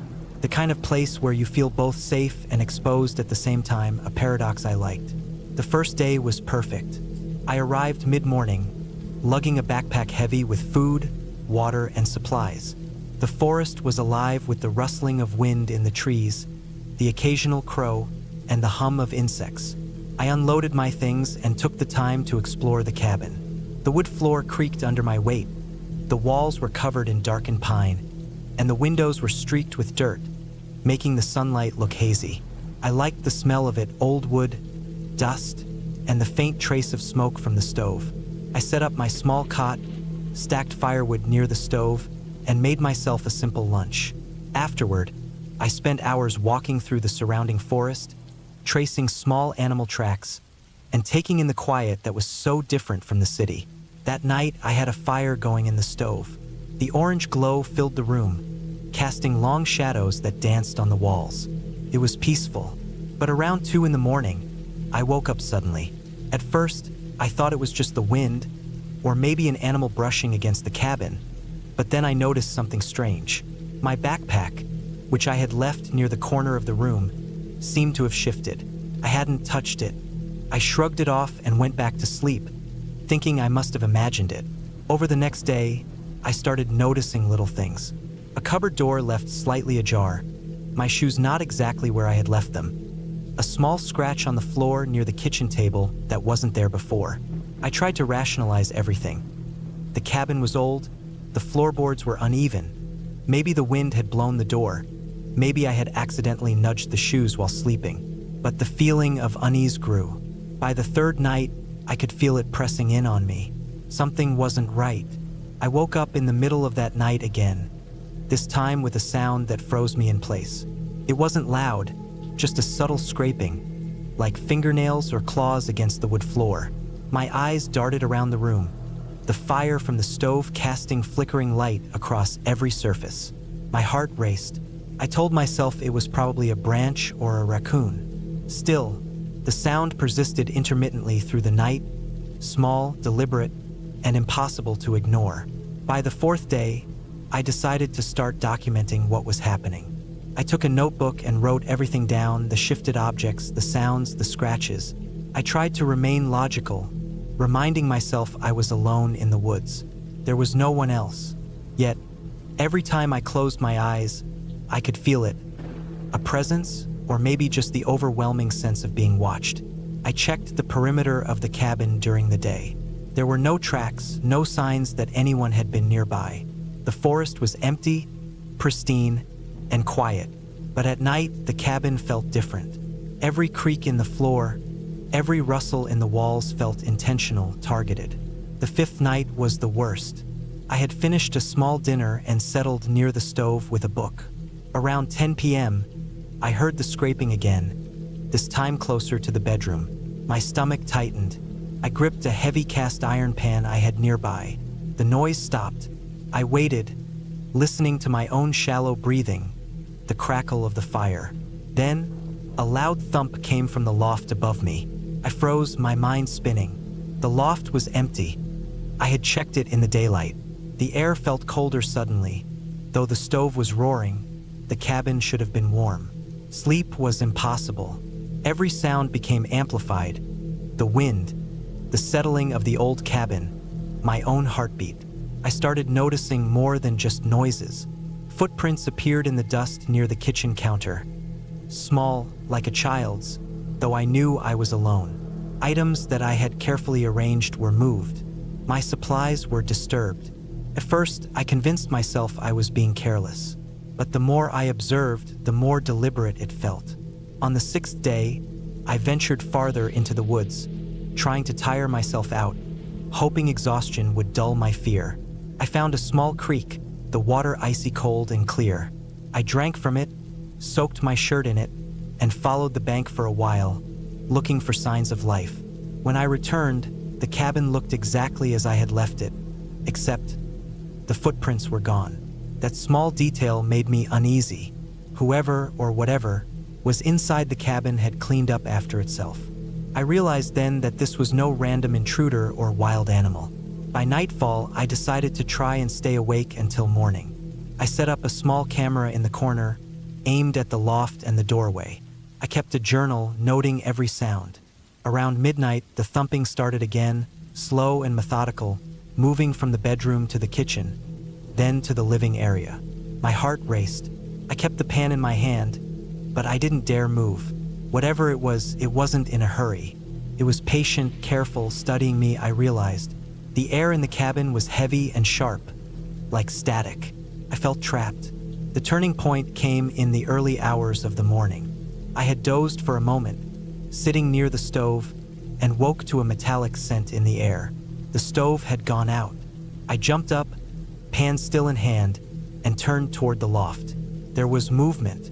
A shadow, small and quick, darted across the floorboards.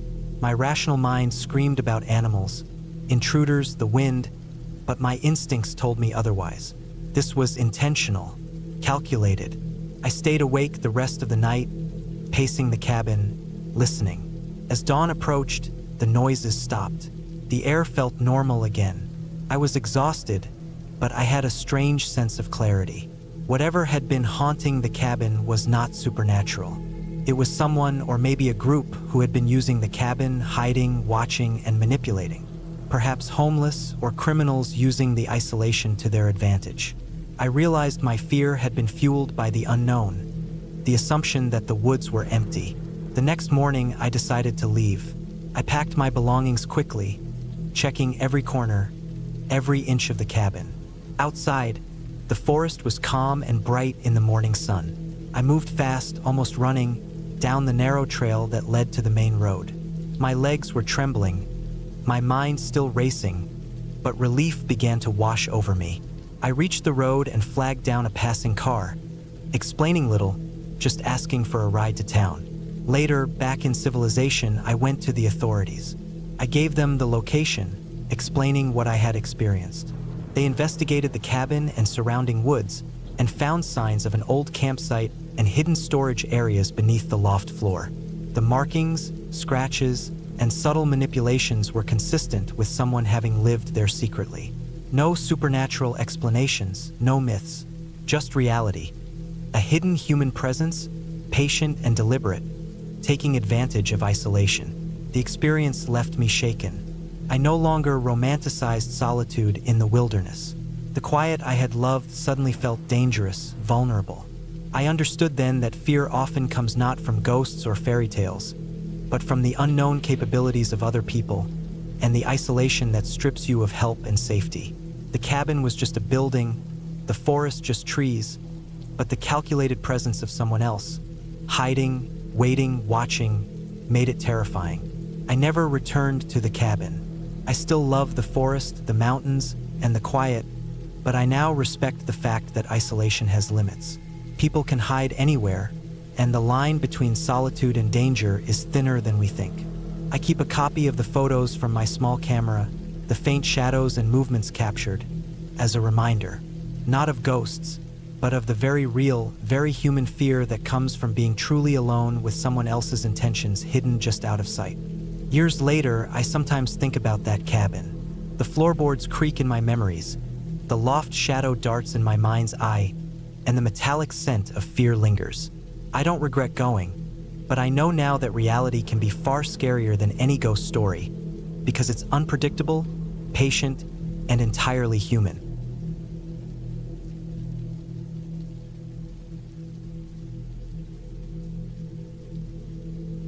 I drove down the narrow, winding forest road with the late afternoon sun slanting through the dense pines. The trees were so tall and close together that the light barely touched the ground, leaving long, shifting shadows that seemed alive. The road was mostly dirt and gravel, and my old truck rattled over potholes and loose stones. The cabin I was heading to was deep in the woods, miles away from the nearest town, a place I had found listed on a small, old website about remote cabin rentals. The photos promised isolation, peace, and quiet. I wanted silence, just me and the forest, a few days away from the world. The GPS signal was weak, and I had to rely on a printed map I brought with me. At one point, I had to leave the road entirely and take a narrow dirt path that twisted sharply around fallen trees and large boulders. The smell of pine and damp earth was heavy in the air. By the time I reached the clearing where the cabin stood, the sun was almost gone, leaving the sky tinged with orange and purple. The cabin itself was small and rustic, made of weathered wood with a sloping roof and a stone chimney.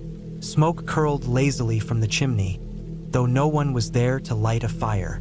I parked my truck near the edge of the clearing and stepped out, stretching my legs. The forest was silent except for the faint rustle of leaves and the occasional distant bird call. I unloaded my bag, which had a few essentials: food, water, a flashlight, a first aid kit, and a small backpack with extra layers. The cabin door creaked as I opened it, the wood swollen from age and moisture. Inside, it smelled of old pine and dampness, with dust motes floating in the fading light. The cabin was empty, sparsely furnished with a small table, 2 chairs, and a bed in the corner.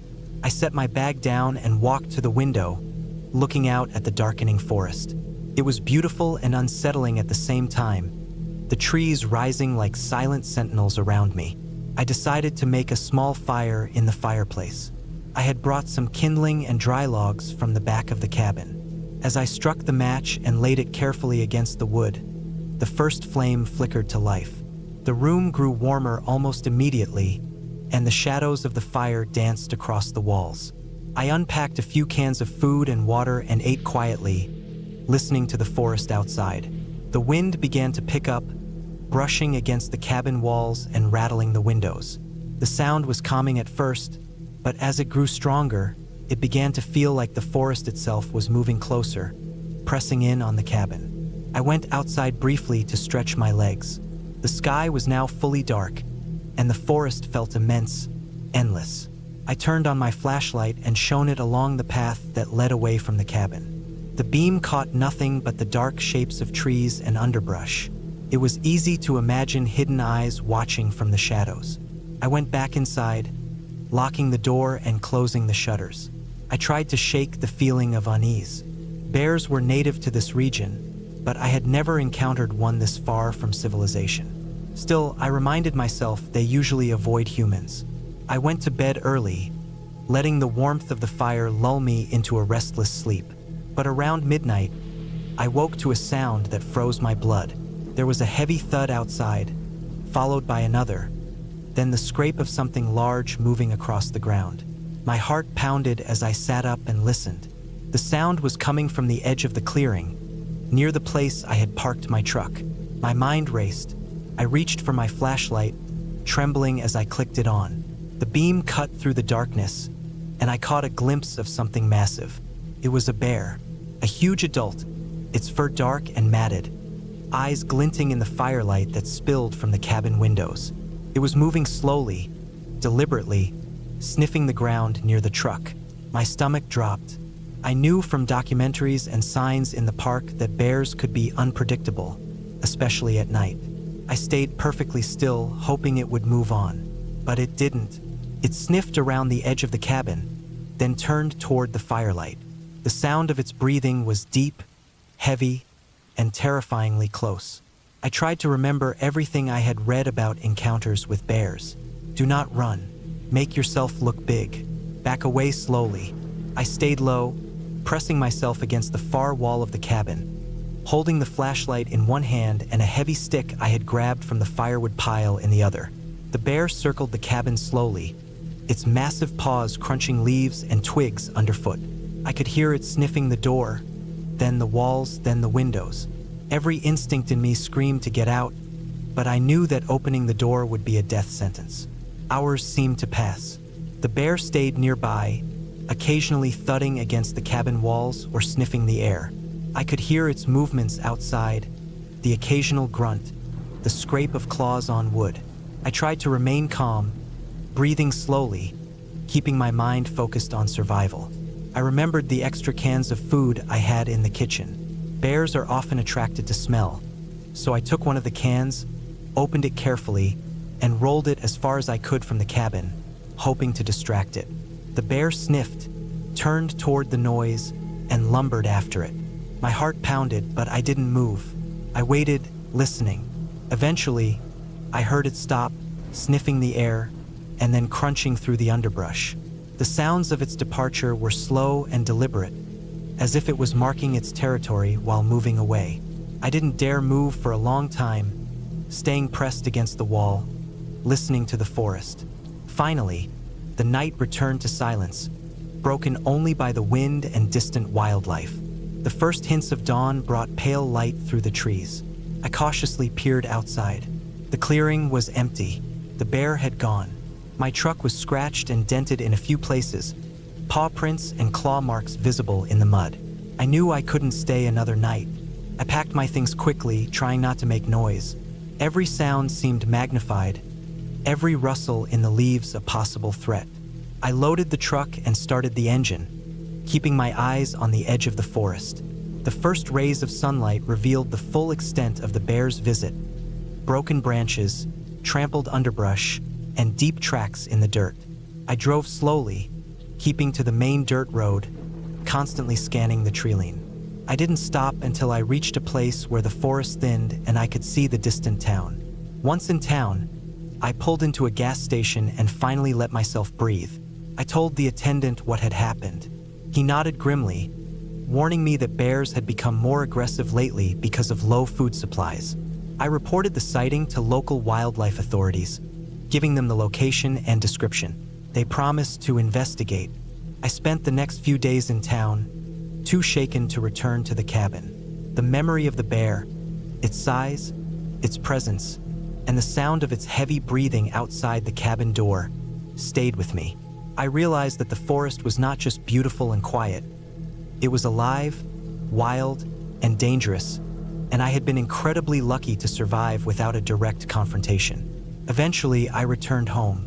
The cabin rental refunded me, and I vowed never to go back.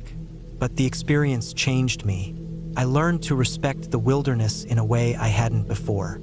The bear had tested me not out of malice, but simply because it was a wild animal protecting its territory and following its instincts. I learned the importance of preparation, caution, and patience in nature. And even though I had escaped unharmed, the image of the bear, so close and so massive, stayed with me for a long time. Every time I think of that night, I feel the same mix of fear and awe. It was a reminder that the wilderness is not a playground. It is a place where life and death can touch in an instant, and only respect and vigilance keep you safe.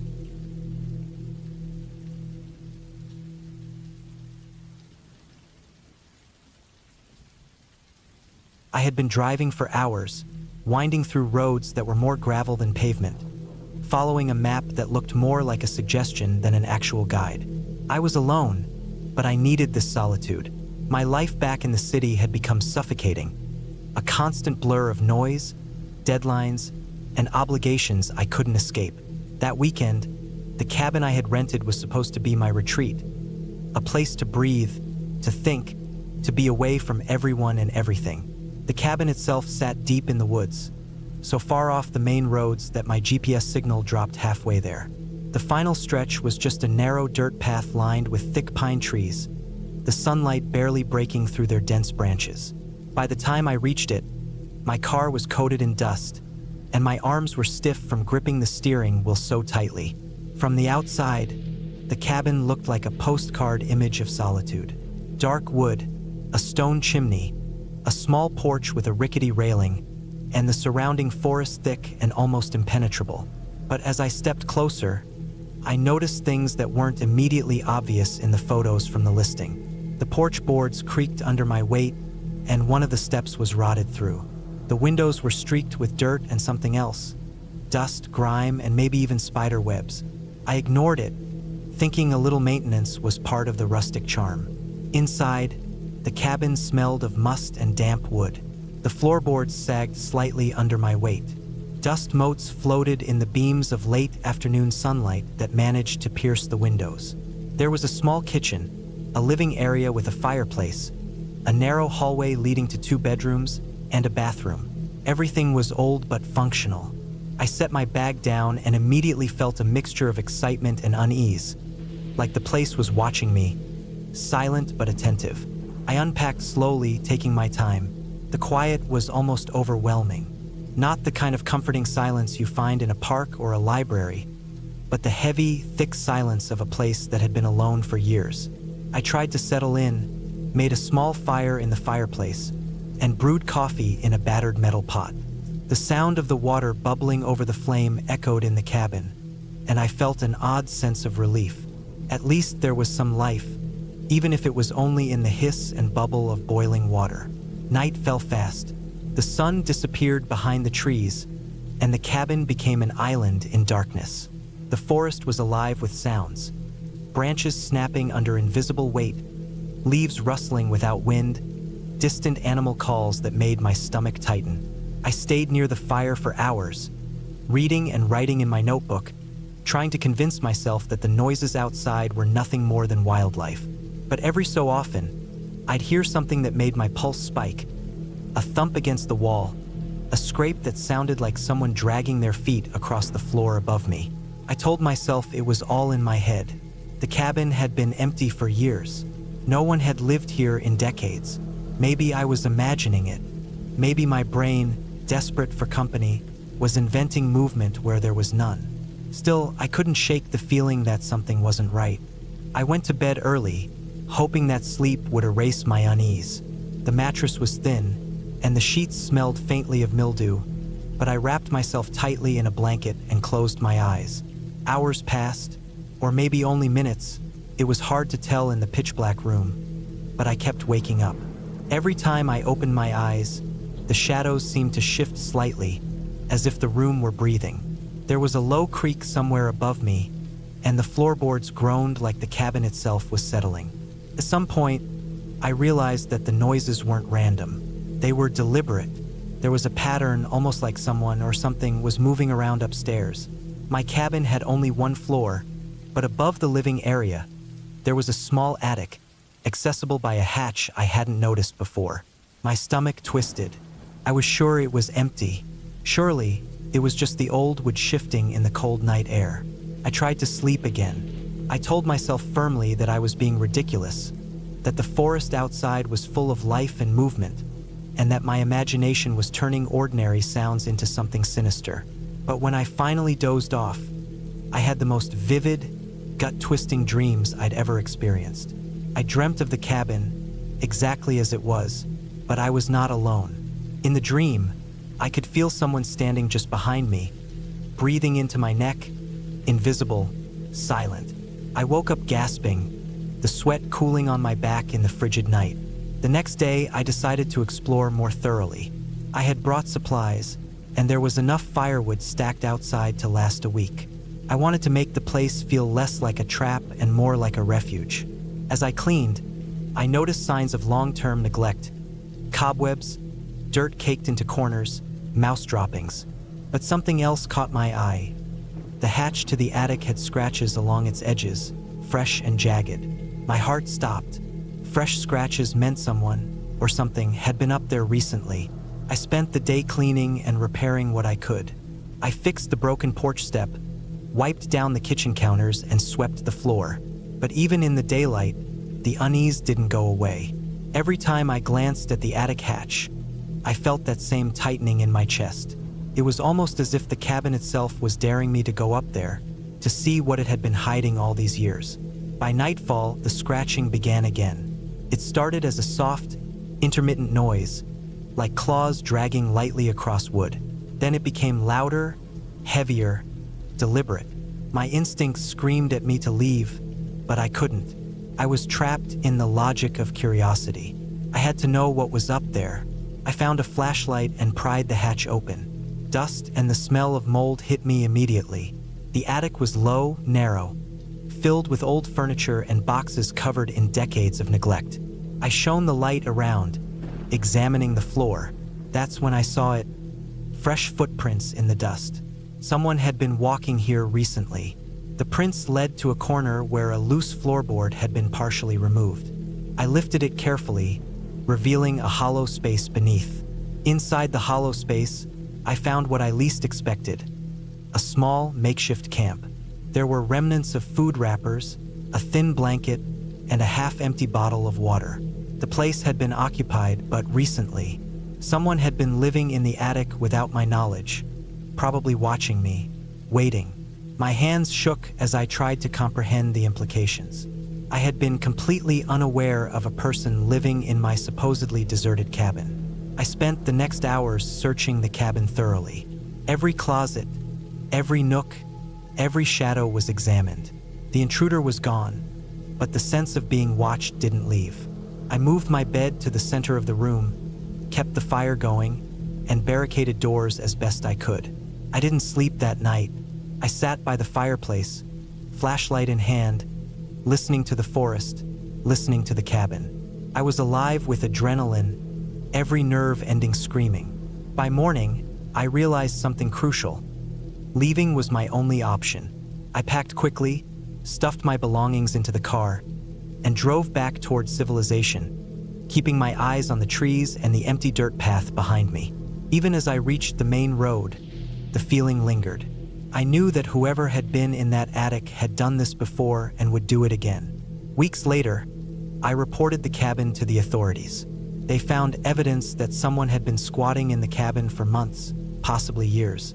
No one was ever caught, but I learned that abandoned cabins in remote areas were often targets for people who wanted to hide, to disappear. What I had thought would be a peaceful retreat had turned into a very real threat. I never returned to that cabin. The experience stayed with me, a constant reminder that isolation could be dangerous, that silence could be loud with danger, and that the most terrifying things weren't supernatural, they were human. The forest was still beautiful, but I no longer saw it as a refuge.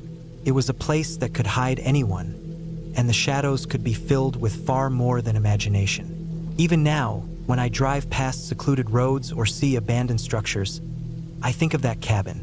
I think of the footprints in the dust, the hollow under the floorboard, and the quiet, patient presence of someone who had been living in my retreat without my knowledge. It changed how I saw solitude, how I saw trust, and how I saw the quiet, empty spaces that seemed safe at first glance. Safety, I realized, was something you carried with you, not something you could ever expect to find in a place on a map.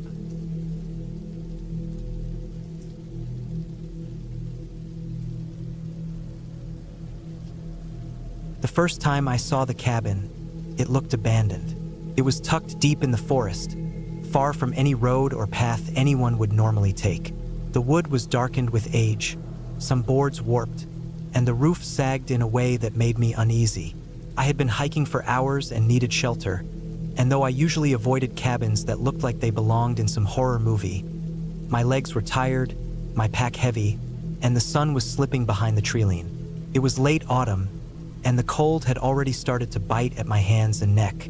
I made the decision quickly, ignoring the voice in my head that told me this was a bad idea. I had brought my dog, Max, a German Shepherd mix, on this trip. He was my companion for everything, but especially for trips like this. He was alert, intelligent, and more attuned to danger than I was. The second we got close to the cabin, Max stopped. His body stiffened, ears forward, tail low but rigid, and he began to growl softly. I could feel his unease ripple through me, a warning I almost dismissed as his usual caution around unfamiliar places.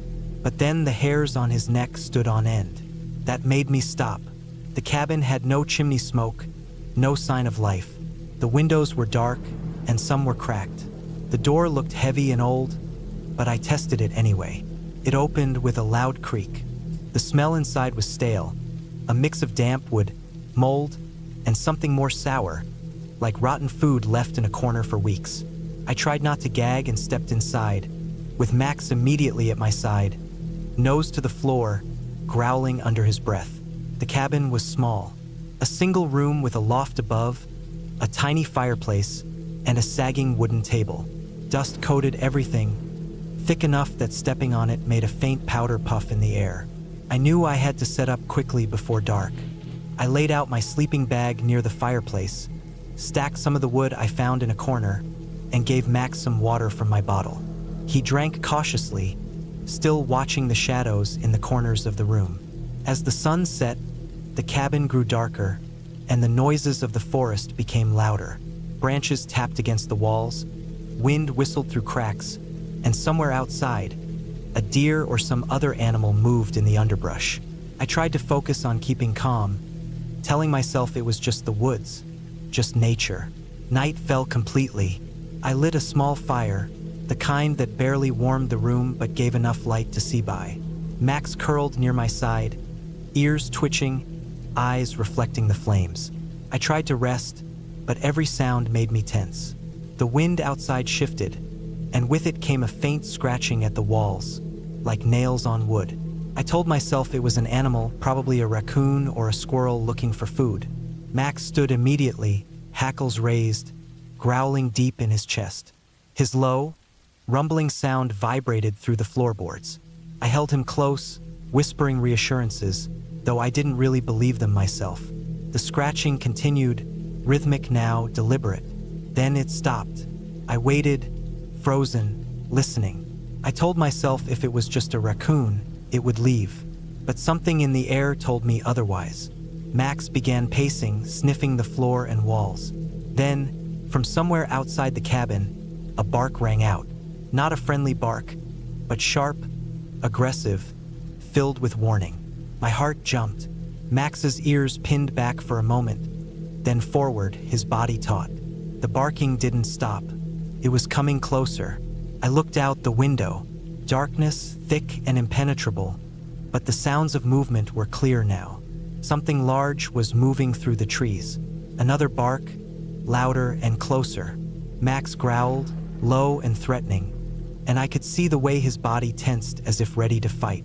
I grabbed my small camping knife, though I knew it wouldn't do much against a large animal. I whispered to Max, trying to calm him, though I knew it was impossible. Then I heard it, a growl, low and guttural, coming from just outside the cabin. Not a normal dog growl, but something harsher, heavier, with a weight to it.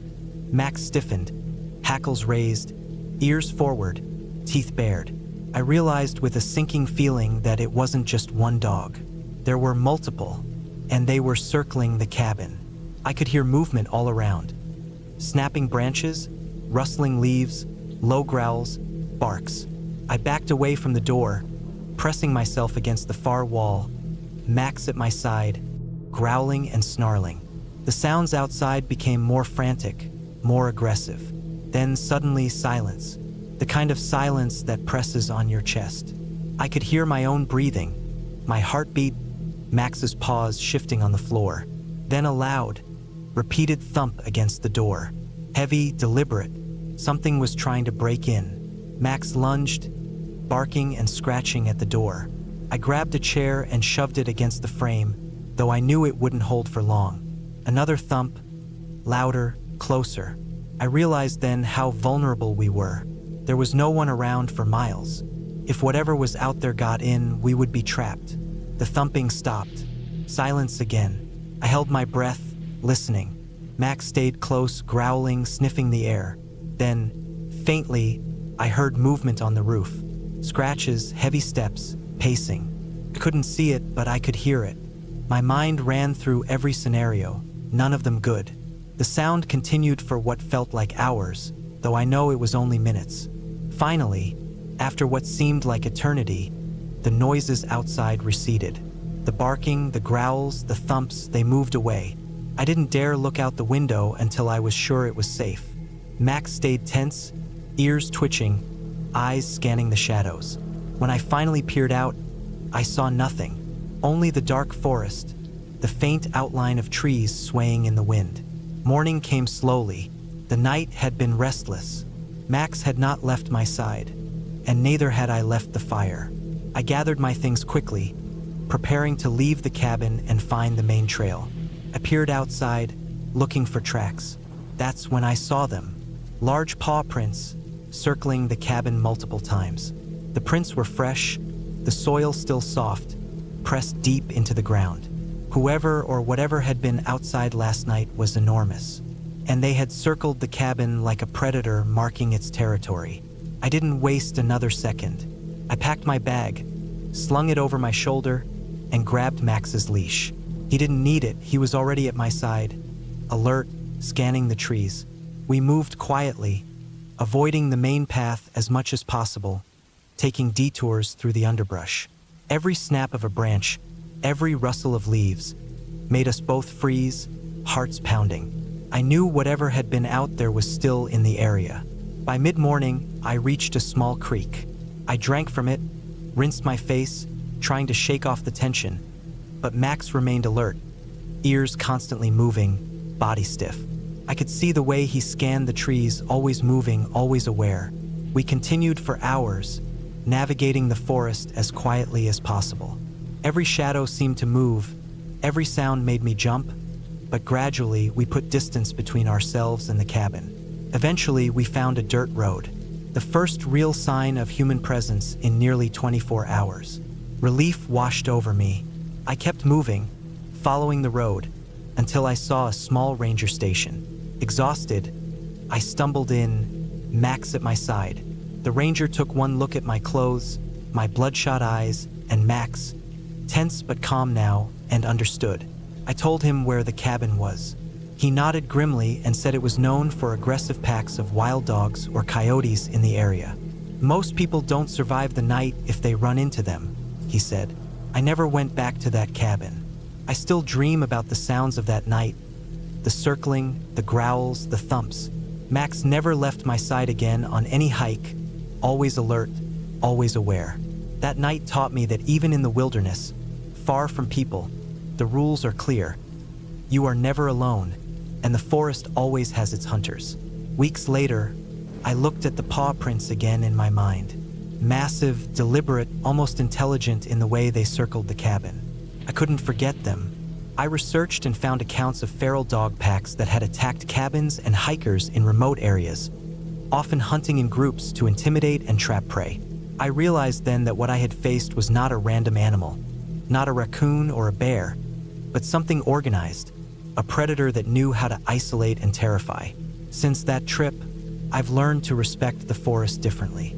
I never hike alone. I always carry extra safety gear, and I always bring Max, not just as a companion, but as my first line of defense.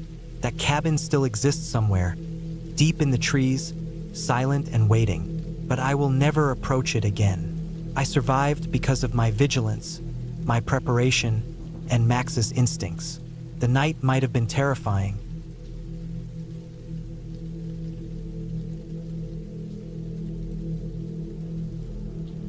I had been planning this solo cabin trip for months. The idea of being completely isolated, surrounded by nothing but the forest, was the kind of quiet I craved. Life had been loud, messy, and exhausting, and the idea of escaping into the woods for a week felt like a necessity, not a luxury. I packed everything I thought I'd need: food, water, a sturdy tent in case of emergencies, a first aid kit, extra batteries, a couple of knives, and a heavy-duty flashlight. I even brought bear spray, though I hoped I wouldn't need it. The cabin I rented was old but well-maintained, a small log structure nestled deep in the mountains, surrounded by towering pines and thick underbrush. There was no cell reception, no neighbors, no roads nearby, just a narrow dirt track leading down the hill to the nearest town, maybe 20 minutes away if the car was in good shape. The drive up was long, winding through steep hills and thick trees. I remember the way the sunlight filtered through the canopy, casting shadows that danced on the narrow road. By the time I reached the cabin, late in the afternoon, the forest had taken on that golden, quiet glow that makes you feel like the world has stopped. I parked my car in front of the cabin, got out, and stretched, breathing the crisp mountain air. There was a faint smell of pine and earth, fresh and slightly damp from an early morning rain. The cabin looked exactly like the pictures. Rustic, with a stone chimney, a small porch, and a few broken steps leading up to the door. I unloaded my supplies and brought them inside. The cabin smelled faintly of wood smoke and damp earth. The floor creaked when I stepped on it, and the windows were thick with dust, making the sunlight look hazy when it entered. There was a small kitchen area with a sink, a stove, and a tiny fridge, a living space with a battered sofa and a table, and a single bedroom with a narrow bed and a blanket that looked thin but serviceable. The bathroom was small, just a toilet and a shower, but functional. I unpacked, set up my things, and made a simple dinner, enjoying the solitude. As night fell, the forest around the cabin became alive with sounds I wasn't used to. The rustle of leaves, the snap of twigs under unseen feet, and the distant call of birds settling for the night created a symphony that was both calming and eerie. I lit a small lamp in the cabin and sat on the porch, sipping hot tea, watching shadows shift in the trees. I had always liked the idea of being alone in the woods, but there was a tension there, a subtle awareness that I was not the dominant creature in this environment. Everything else belonged to the forest. The first night passed quietly. I slept deeply, lulled by the unfamiliar but comforting sounds of the wilderness. I woke in the morning to a mist hanging low in the trees, the sunlight barely breaking through. I spent the day hiking along a trail near the cabin, exploring, noting small animal tracks, the occasional rustle in the underbrush, and the distant sound of running water. I felt a sense of freedom I hadn't felt in years, walking among the trees, the sun warming my back, the smell of pine heavy in the air. But that night, something changed. I was cooking dinner when I heard a loud crash outside, like a fallen log or a branch breaking under immense weight. I froze, knife in hand, straining to hear over the sizzling of my pan. Then came another crash, closer this time, accompanied by a low grunt. My heart rate spiked. I told myself it was probably a deer, or maybe a raccoon, something harmless. But then I remembered the bear spray in my cabinet, the extra knife on the table, and I realized the sound didn't match a deer or a raccoon. It was heavy, deliberate, and terrifyingly close. I went to the window and peered through the grimy glass. The porch was empty, but the forest edge was alive with movement. Branches snapped under enormous weight, and I caught a glimpse of dark brown fur disappearing behind the trees. My stomach sank. I knew the warnings about bears in this area weren't exaggeration. They were real, and right now, one of them was near my cabin. I spent the next hour pacing, flashlight in hand, listening. Every sound made me flinch. The wind shifted, leaves rustled, and my imagination ran wild. I tried to calm myself, reasoning that if I stayed inside and didn't make noise, it would leave. I locked the doors, drew the curtains, and kept the lights dim. But sleep didn't come easily that night. Every snap of a twig, every distant grunt, made me tense. I kept imagining the bear stepping onto the porch, clawing at the door. The next morning, I stepped outside cautiously. The yard was littered with signs of a large animal. The ground was disturbed, dirt and leaves scattered in a wide path leading from the edge of the forest toward the cabin. Tree branches were broken at waist height, as if something massive had brushed against them.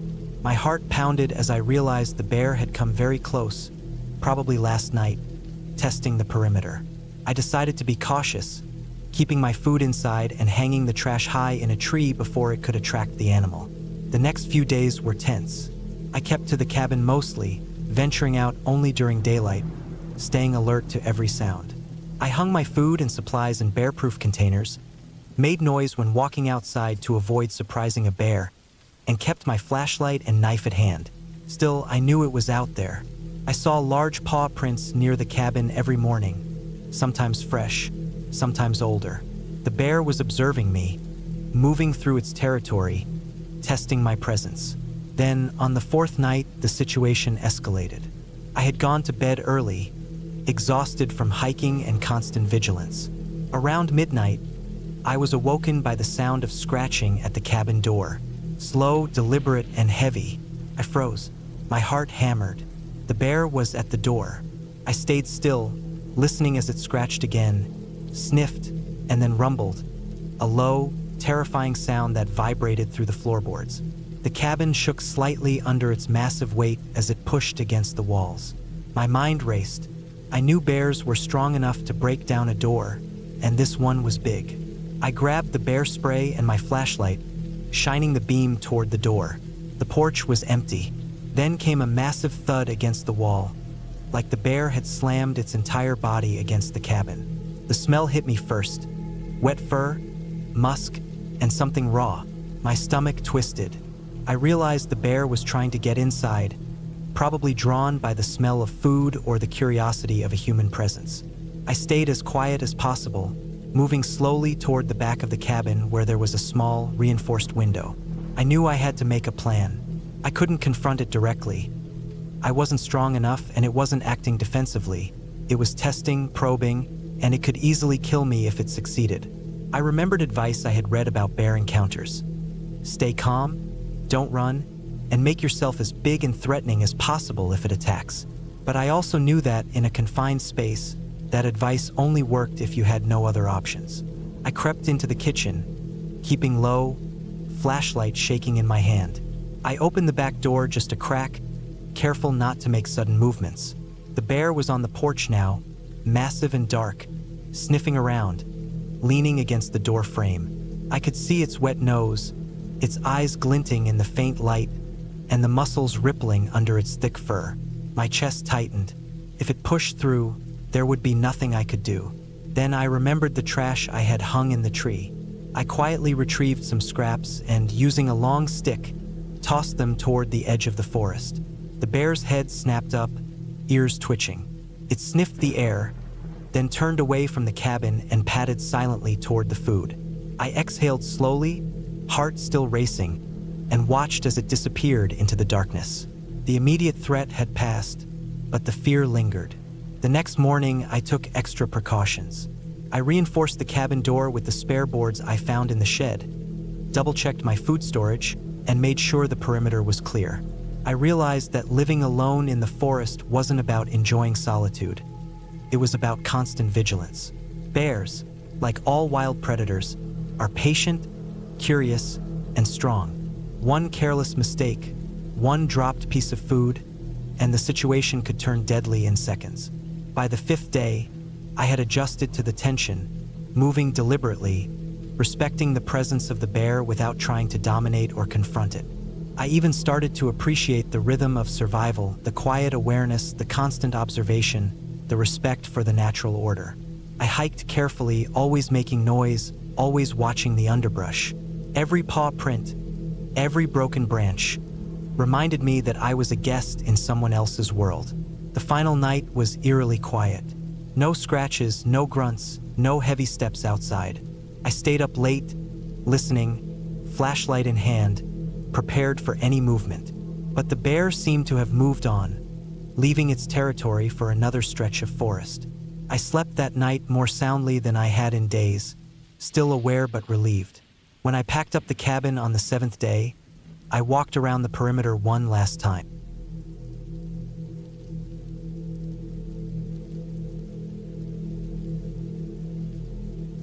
The first night in the cabin, I could hear nothing but the quiet rustle of the forest beyond the small, frosted windows. The place was remote, so remote, in fact, that even the hum of distant traffic or the faint bark of a dog was absent. It felt like I had driven into another world, one governed only by the cold bite of the wind, the rough smell of pine, and the subtle earthy rot of fallen leaves and wet soil. The cabin itself was modest, a single story with logs darkened by years of rain and sun. Its interior smelled of damp wood and a faint lingering scent of smoke from years past. I'd come here alone to disconnect from everything, to escape the endless noise of life and responsibility, and to be immersed in the raw quiet of the wilderness. The first few hours had been soothing. I unpacked slowly, taking note of every detail. The way the sunlight filtered through the cracks in the walls, the slight draft near the corner window, the faint creak of the floorboards as I moved about. Outside, the wind swirled, shaking the tops of the tall pines and making the cabin shiver in response. I felt a primal peace that only comes from being utterly alone in a place that belongs to the natural world. By late afternoon, I had gathered firewood from a pile stacked neatly near the cabin, carrying it inside in small bundles. The wood was rough, some pieces splintered at the ends, others damp and heavy with moisture. I arranged them carefully in the fireplace, appreciating the simple, deliberate rhythm of preparation. There was a sense of satisfaction in the small, physical task, a grounding in the ordinary and tangible. As the sun dipped lower, the shadows stretched long across the cabin floor. I could see the fading orange light through the thin curtains, and the forest beyond was taking on the deep green and black of evening. I lit the fire, the sudden crackle and warmth filling the space around me. The dancing flames threw shadows across the walls, making the cabin seem alive in a quiet, ancient way. I sat near the hearth, feeling the heat against my skin, sipping a thermos of coffee I'd brought along, listening to the slow cadence of the night settling in. It was late, well past the hour I usually felt sleep creeping over me, but sleep did not come easily. There was a strange tension in the air, subtle, almost imperceptible, like the forest itself was holding its breath. I first noticed it when a sound broke the rhythm of the wind, a distant, low howl. It was far enough away that I could not pinpoint its origin, but close enough that it raised the hair on the back of my neck. The sound echoed across the valleys and ridges, a lonely, mournful cry that seemed both natural and unnatural at the same time. I froze, listening carefully, every nerve alert. It came again, this time slightly closer, a bit more deliberate, as if it were testing the air, feeling its surroundings. I reminded myself that this was the wilderness, that wolves and coyotes roamed these forests freely, and that the howl was not unusual. But hearing it while alone in a cabin, surrounded by darkness, brought an unease I could not shake. The shadows outside seemed to deepen, and I felt the weight of isolation press down on me. The night stretched on, and the howls grew more frequent. At first, it was irregular, a single cry, then silence, but gradually, I began to detect a pattern. Something was moving through the forest, circling the cabin, sniffing the air. I felt it instinctively, a tension in the hair on my arms, the tightening of muscles I didn't know were holding. I checked the windows, pulling the curtains aside, peering into the darkness. Nothing visible, just the thick, black outline of trees swaying. A moonless sky that left everything muted and indistinct. Hours passed, the fire dying slowly to embers, and the sounds outside intensifying. Footsteps, or something akin to footsteps, seemed to brush against the undergrowth. Twigs snapped sharply, breaking the rhythm of the wind. Every so often, a low growl or a muted snarl punctuated the silence.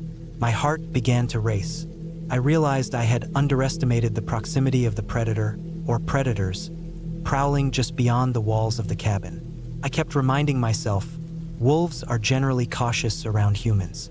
They avoid confrontation if possible. Yet the persistence of these sounds suggested something different. Curiosity, hunger, or both. My mind tried to rationalize each sound. A deer stepping over branches, the wind tossing rocks down a slope, but the instinctual gnawing in the pit of my stomach would not be dismissed. Wolves have a precision about their movements, a stealth honed by generations, and I knew the sounds were not random. They were deliberate. By midnight, I had barricaded the cabin door as best I could, stacking chairs and heavy logs to reinforce it. I moved quietly, listening, every nerve tuned to the forest. The howls were now continuous, a chorus that rose and fell in rhythm, almost conversational, and the snapping of branches was closer than ever. I crouched near the fireplace, firelight illuminating only a small circle of the room, and waited. The air was thick with tension and the faint smell of damp earth, a smell that seemed to seep into the cabin, carried on the cold night air through cracks in the door and windows. Then, without warning, there was a sudden, sharp sound. A thud against the side of the cabin, heavy and deliberate. My pulse spiked. Another thud, this one closer to the window. I realized the wolf or wolves were testing the structure, assessing the resistance. My mind raced. There was no way to fight, no weapon, only a fire poker and my own hands. Panic clawed at my chest. The creatures outside were large, powerful, and patient. Their strength was unmatched, and the quiet intelligence in their movements suggested a predator capable of prolonged observation and calculation. Hours blurred. Sleep became impossible. I stayed near the fire, adding wood in small, quiet increments, every snap of the logs a small reassurance that I still had some control, however limited. Outside, the night dragged on, punctuated by the steady presence of the wolves circling, testing, watching. I could hear their breathing in the darkness, low and steady, like a drumbeat echoing through the forest. Every so often, a long, low howl would break the pattern, sending a chill down my spine. By early morning, the first light of dawn began to filter through the trees. The wind had shifted, and with it, the sounds outside changed. The circling steps became more sporadic, the howls less frequent. I realized the wolves were retreating, not fully leaving, but withdrawing to the deeper forest. My muscles ached, my nerves were raw, but relief washed over me. I survived the night. I had stayed alert, kept the fire going, and maintained a safe perimeter. The next day, I ventured cautiously outside. The forest floor was marked with tracks, large paw prints pressed into the soft mud, leading around the cabin in looping circles. The prints were enormous, the claws visible, digging into the soil. My stomach tightened as I traced the patterns with my eyes. These were not ordinary wolves. They were big, powerful, and confident. There were signs of hunting, the remains of small animals caught in the underbrush, partially hidden but unmistakably taken by predators. I realized how close I had come to danger and how lucky I was to survive unharmed. Over the next few days, I adjusted my routines. I kept the fire going at all times, gathered extra wood, and remained vigilant. I observed the wolves from a distance, noticing their movements and rhythms. They were smart, patient, and opportunistic, hunting only when necessary and avoiding confrontation when possible. The forest was alive with their presence, a constant reminder that I was a guest in their domain, and any misstep could be fatal. By the time I packed to leave, I had a profound respect for the creatures. I understood, more than ever, the reality of wilderness survival, the razor-thin line between observation and intrusion, between life and death. I had experienced raw fear, calculated risk, and the slow, patient terror of being watched by a predator who understood me far better than I understood them. The cabin, once a refuge, had become a test of my awareness, my patience, and my respect for the natural order. As I drove away, leaving the forest behind, the sun climbed higher in the sky, illuminating the cabin in warm light. I glanced in the rearview mirror and saw nothing but the quiet forest. Yet I knew the wolves were still there, hidden in the shadows, circling and watching, their world unchanged. I felt a mix of relief and awe, a deep understanding that I had survived not because I was clever or strong, but because I had respected the rules of the forest and the intelligence of the wolves. That experience stayed with me long after I returned to civilization. I replayed every sound, every snap of a branch, every low, haunting howl in my mind. I could recall the texture of the cabin walls, the warmth of the fire, and the terror of realizing I